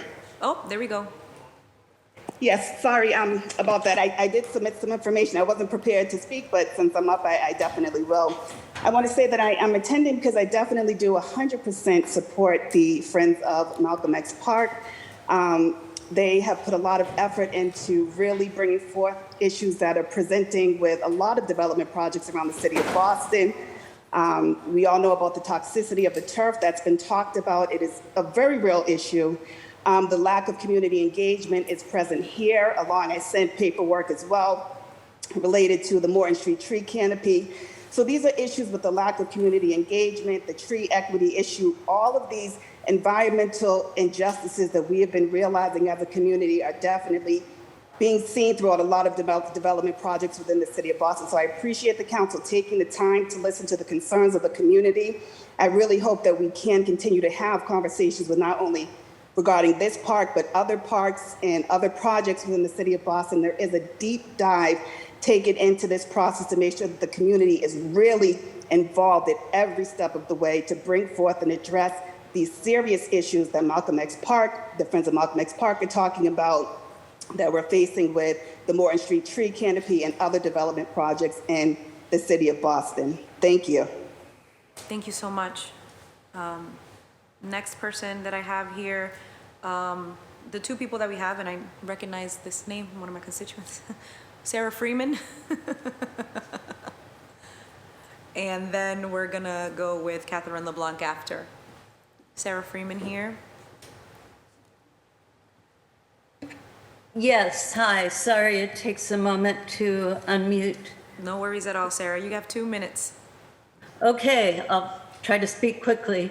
I'd like to add my voice in support of what the community stewards and friends of Malcolm X Park are requesting, to just find a way that I'll echo what others have said, that it's really unfortunate and sad to see that it's come to this point, and I hope we'll take it as a learning experience. I know Chief White Hammond has articulated that they'll do better communicating tree impacts, for example, moving forward. On that issue, Councilor Lara asked for recommendations and about how to move forward. I'll offer one, which is almost like a technical mediation. Have you gotten outside opinions from, maybe there's an arborist out there with expertise in how to provide ADA compliance without harming tree roots? I know on the Arborway where I live, a sidewalk was put in and they very gradually elevated so that the heritage trees would not suffer, hopefully. So I stand with those who say it shouldn't be either the trees or everyone can come to the park. We need both. And there's got to be a way to find that. Others have said it takes decades for trees to mature and provide the benefits that we get right now. And I've even heard, for example, someone from UMass Amherst say that a tree planted today won't grow up like the ones we see from last century. The climate's different. We have different chemicals in the air, road salt, things that impact them. So the existing trees are precious. Also on the turf, there's so much online. People, former soccer players, Abby Wambach, I think, has become a spokesperson for alternatives to artificial turf. The temperature is even separate from any particulate issues. The temperature's an issue, the disposal's an issue. It does take maintenance when things, since it's non-absorbent, if someone spills Gatorade, if someone bleeds on it, that sits there unless someone comes around and really maintains that field. So it's kind of a misperception that it's low maintenance. So I encourage everyone to collaborate, work together, find a way to open the park soon, but in a way that is going to be healthy. Thank you so much, Ms. Freeman, for your testimony. I unfortunately think I skipped someone. Shavanice is the name that I have here. Is Shavanice with us on Zoom? I am. How are you? Hello, how you doing? Can you please introduce yourself for the record? My name is Shavanice Van Dyke. I'm one of the founders and coaches of Roxbury Youth Soccer League. Beautiful. I actually live in the area, not too far away, pretty close to the field. So I'm invested as both a stakeholder and a community member. I'd like to say that in these 3 hours, it's been very beneficial to hear all of the community and everybody's input. I've been a part of this process for quite a long time, and I know a lot of the dates have referred to 2020, but a lot of the admin team started this back in 2018 and 2019. And I'm not going to rehash a lot of the things that were said. I just hope that given how long that this project has been in the making, that we can come to some consensus and move forward. For Roxbury Youth Soccer League, we had planned on a lot of things, and the field was supposed to be opening this year for a wonderful grand reopening. This project has stalled us, and we can't go anywhere else because there are not enough soccer fields within the Roxbury area to easily relocate that has lighting or safety features. I do understand everyone's concerns. There's a lot of reasons that the soccer league had asked for turf over grass. There are a lot of things that we have dealt with in terms of safety and security, in terms of having to clean the grass before games, having cars and motorbikes ride on the grass during practices while our kids are on the field. I know a lot of this cannot be solved by turf, but I do want you to take some of those concerns into regards when we ask for this. There are safety concerns with everything, just like there are risks with everything. We just want to hope that the community and the city and everyone can come to some type of compromise so that the kids can get what they've been waiting for. Because anyone that attended Roxbury Soccer Day this Saturday can tell you all those kids are still waiting for the field that we've been waiting on for the past year. Thank you so much, Havanese, for your testimony. The last person that we have on Zoom for testimony is Catherine LeBlanc. I thank you very much. I'm from Massachusetts Sierra Club, and I'm reading abbreviated testimony, the full written testimony of Lynn Mann, PhD and Masters of Public Health of the Massachusetts Sierra Club Forest Protection Team Leader, and Deb Pasternak, the Massachusetts Sierra Club Chapter Director.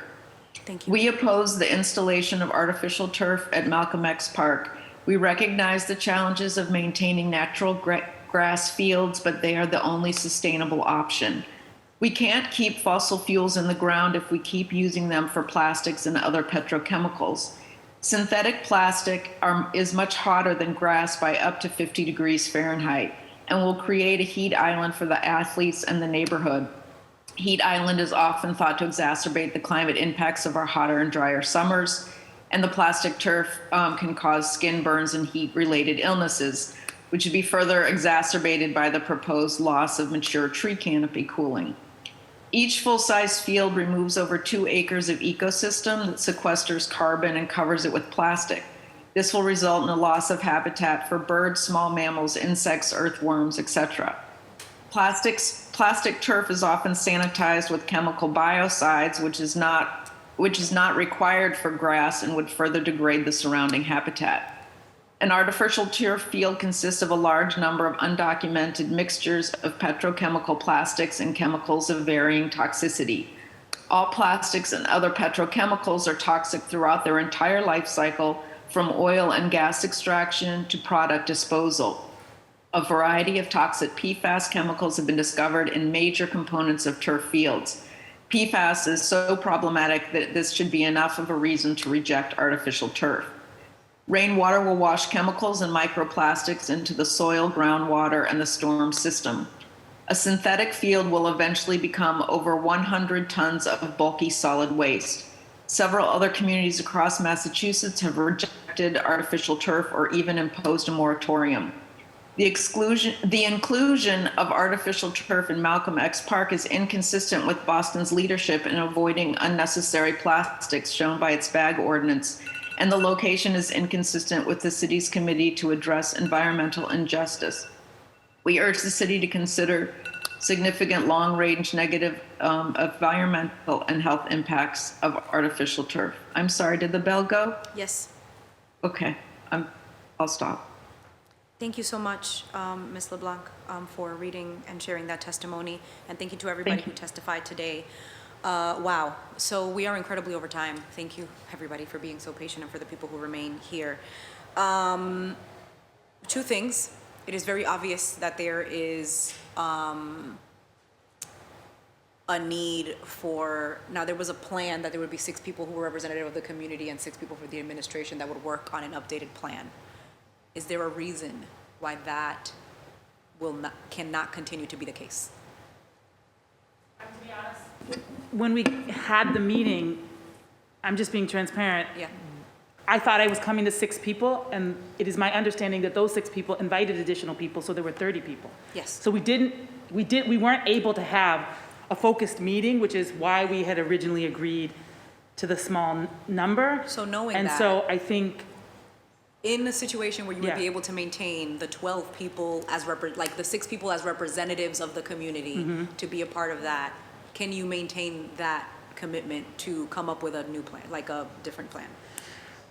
I'm willing to try again. I'll just be honest. I mean, I think we've had honest conversations. You've been very clear about trust is lost on your side. I'll be honest that trust is also lost on our side. I think that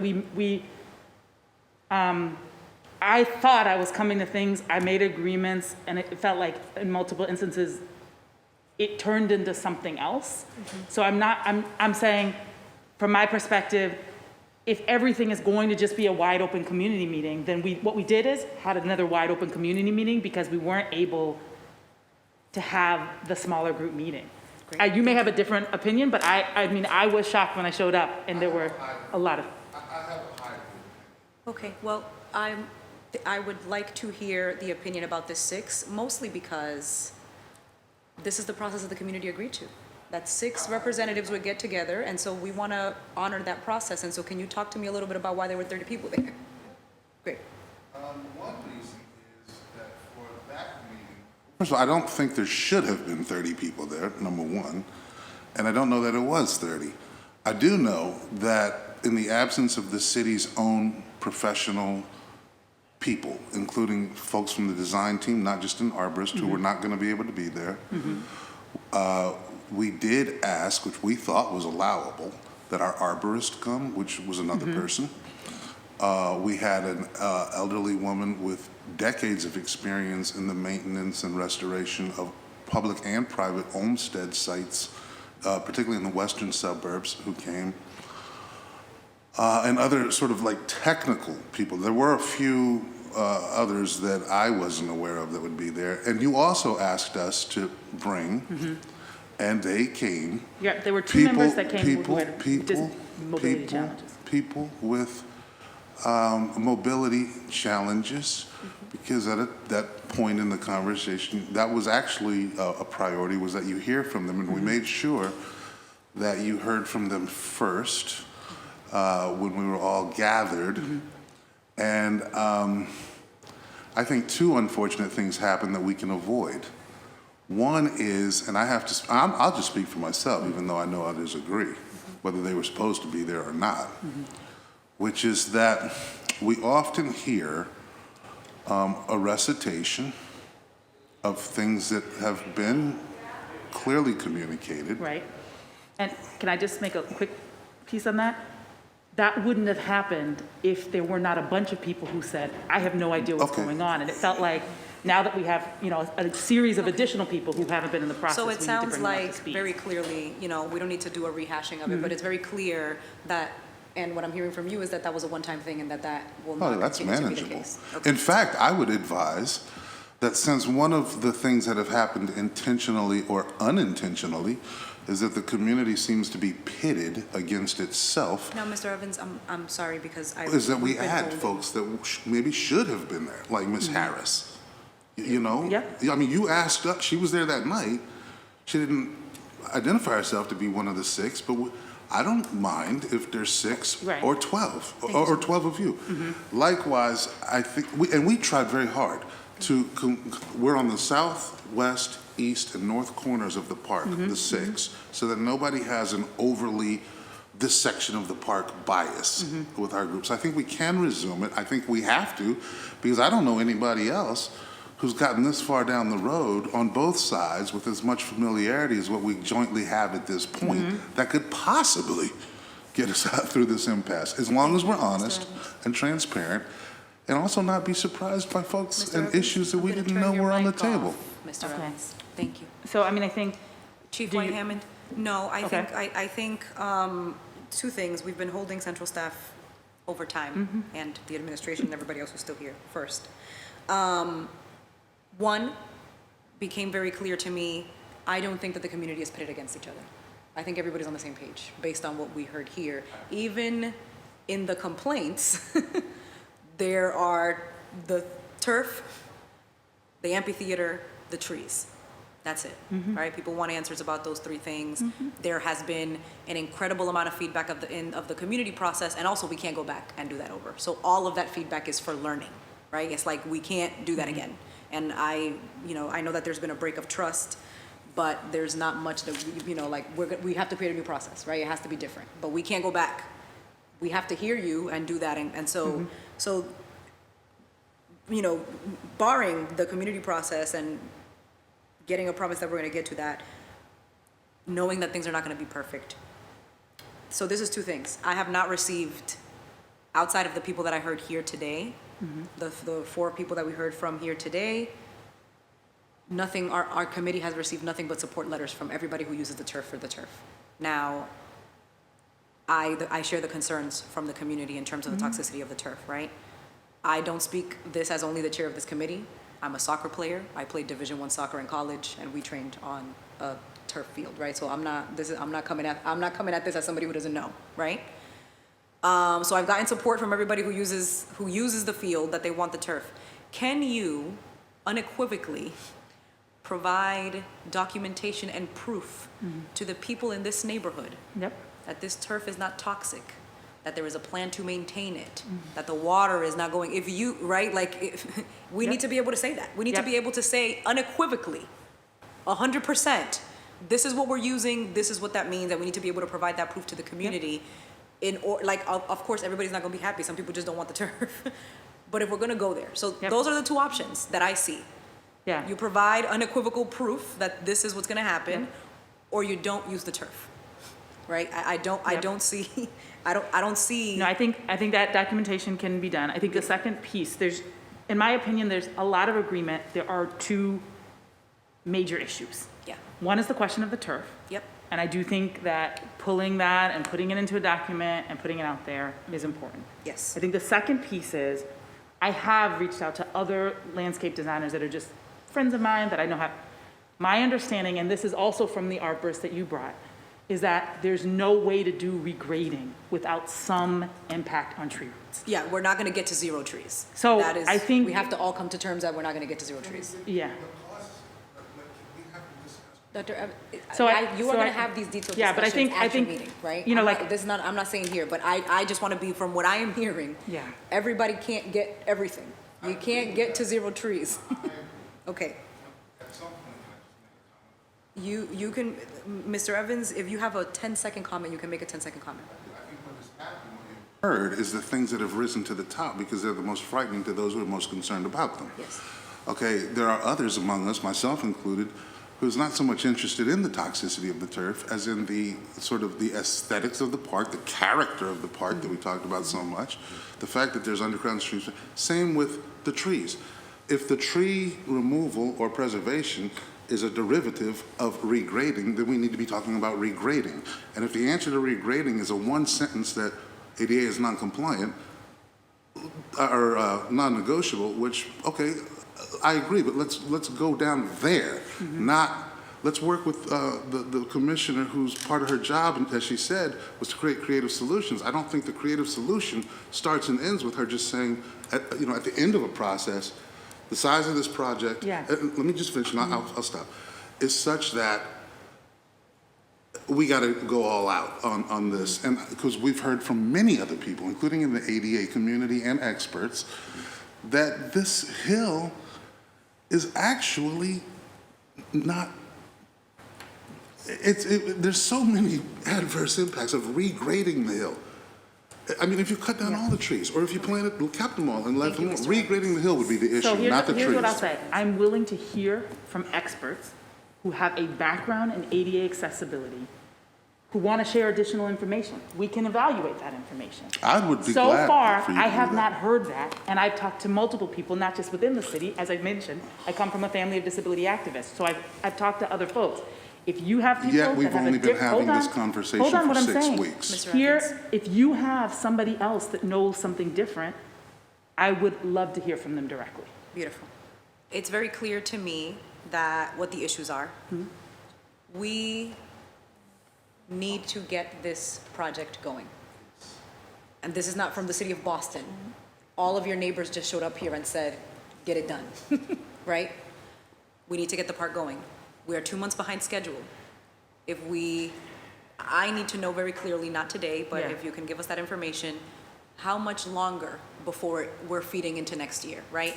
Oh, we're already feeding into next year. Okay, beautiful. So everybody. It's just the question of how deep into Of how next deep year. into next year, beautiful. Now, we already know, based on all of what we heard here today and all of the testimony, that Malcolm X Park is very much the heartbeat of that neighborhood. Mm-hmm. There is no plan for replacing that level of programming at that park while that construction is happening. And we will not ever know what the impact to that neighborhood is going to be. I will give you the mic in a second, Commissioner McIntosh. We need to make it happen. Chief White-Hammond, do you have the contact information, and are you connected to the 6 people of this group? And are you all willing to either extend the amount of people, or do you need support facilitating that process? No, I do agree, though, with Derek's assertion that the 6 people that were chosen in that group, on the whole, come from the same opinion and were not a balance of the different opinions that we're hearing. Yes. I do think it would be stronger to have a group that is reflective of different sets of opinions, because what is happening is we're hearing one thing from that group, and then I get the calls and the emails from other people who feel differently. So I do think we need to reconstitute that group. Okay. To reflect the different sets of opinions. So we need to create a list of who those people are that both Yeah, parties can agree on. we have a list of people because we You get in give the a thumbs up calls to and we're the getting the list? emails. So I think Ms. Harris makes sense. I think one of the other seniors from St. Joe's, who was particularly, they were big proponents of the walking track. Like, I think we can put another group together. I'm willing to go up to 8. I do think, though, I agreed with you when you asserted at the meeting, the larger the group is, the harder it is to wrangle everybody's schedule, get them all in the same place, get them, everybody on the same page. Great. So Chief White-Hammond, I'm fine. That it seems like there is agreement at least on using that process and that project as a way to get to a way forward. I will update Councilor Fernandez-Anderson in terms of what, we're going to give a report back on the city council meeting about this committee meeting. As the chair, I'll make a recommendation. Chief Fernandez-Anderson can work with your office to. Okay, we'll get it out. I think that, I just want to note, Yes. there was the other tension in that process is, if we need to wait a week out till everybody can get together, and then we need a week out from that, because, so there is a tension in terms of time. It existed before. Yep. I just want to we just have to get people together. We can't. So we will reach out to get people together, right? Like How about this? I don't know that there's a We will solution commit to move it fast. putting a list together of the people, because I've been hearing from lots of different people. Great. We can go up to 8, a mix. We'll at least share that with you, get your opinion if we're missing someone major, or hopefully we will have gotten. You've mentioned a couple of people. I think all of those people make sense to me. Yeah. Yeah.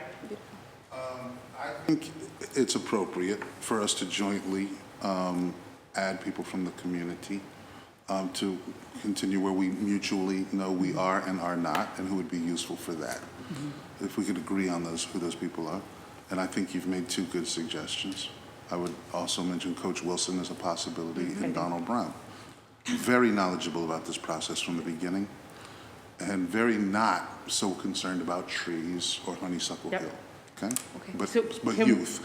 Can we likewise, if we increase that, it may be smart to also increase some people from the administration who have more of insight and concern, not just around accessibility, but some of the other displacements that could or have happened as this project goes forward, and that are related to the hill, the sod, and the what have you, including someone from one of the Latinx baseball leagues that thinks that they were actually railroaded and sidetracked and would like to see if there's a way on the issue of turf, which is actually causing some of them to leave. They had no knowledge of the process until you came in, as you witnessed.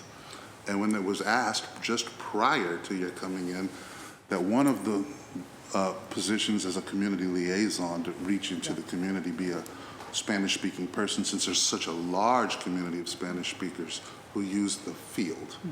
And it went from whether or not it was baseball or softball to immediately whether it was turf or something else. And in the process for them, as far as they're concerned, it was an unlawful eviction.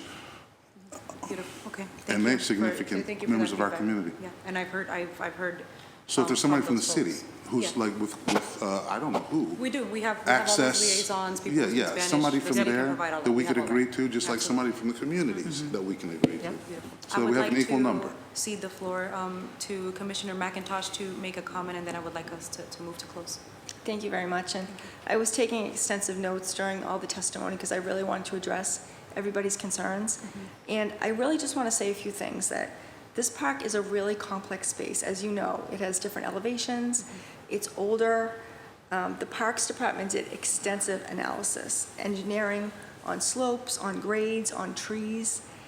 These are the experts. These are the ADA experts. They're engineers. And I know trust is not great between the residents and the city, and that's what's leading to this thing. But this is the plan that will create the best access with the least impact on trees.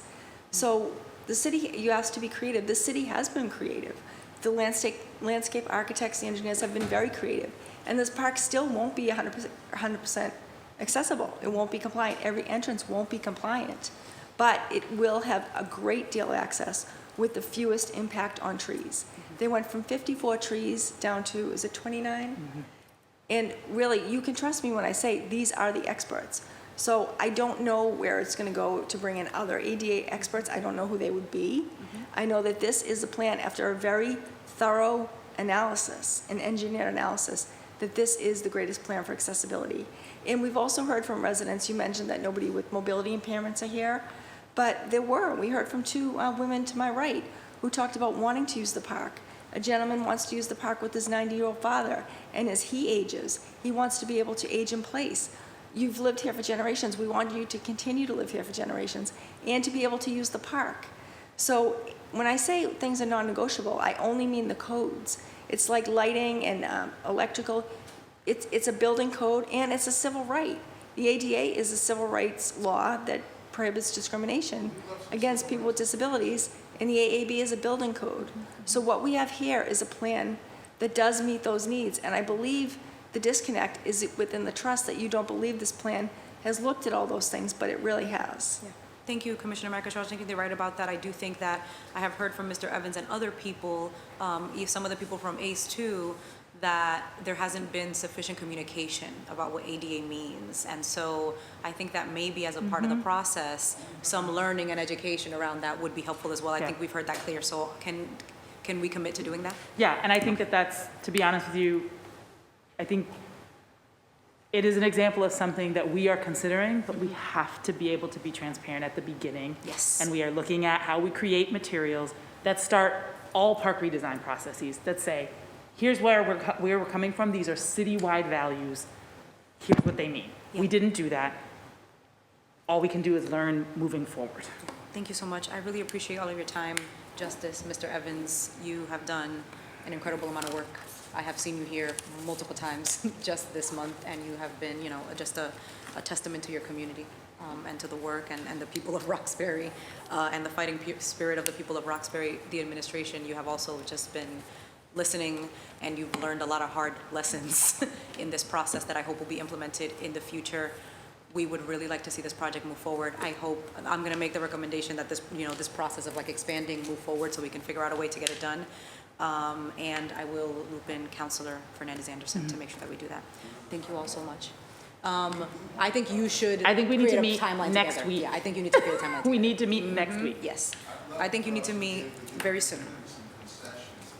Yes. So just to be clear, I think that this needs to happen at this meeting right now. Yeah, I think that needs to happen. We'll talk about offline. Yeah, I think that those decisions, timelines, all of that kind of stuff needs to happen, and you need to meet as soon as possible. Thank you all again so much. This meeting is adjourned.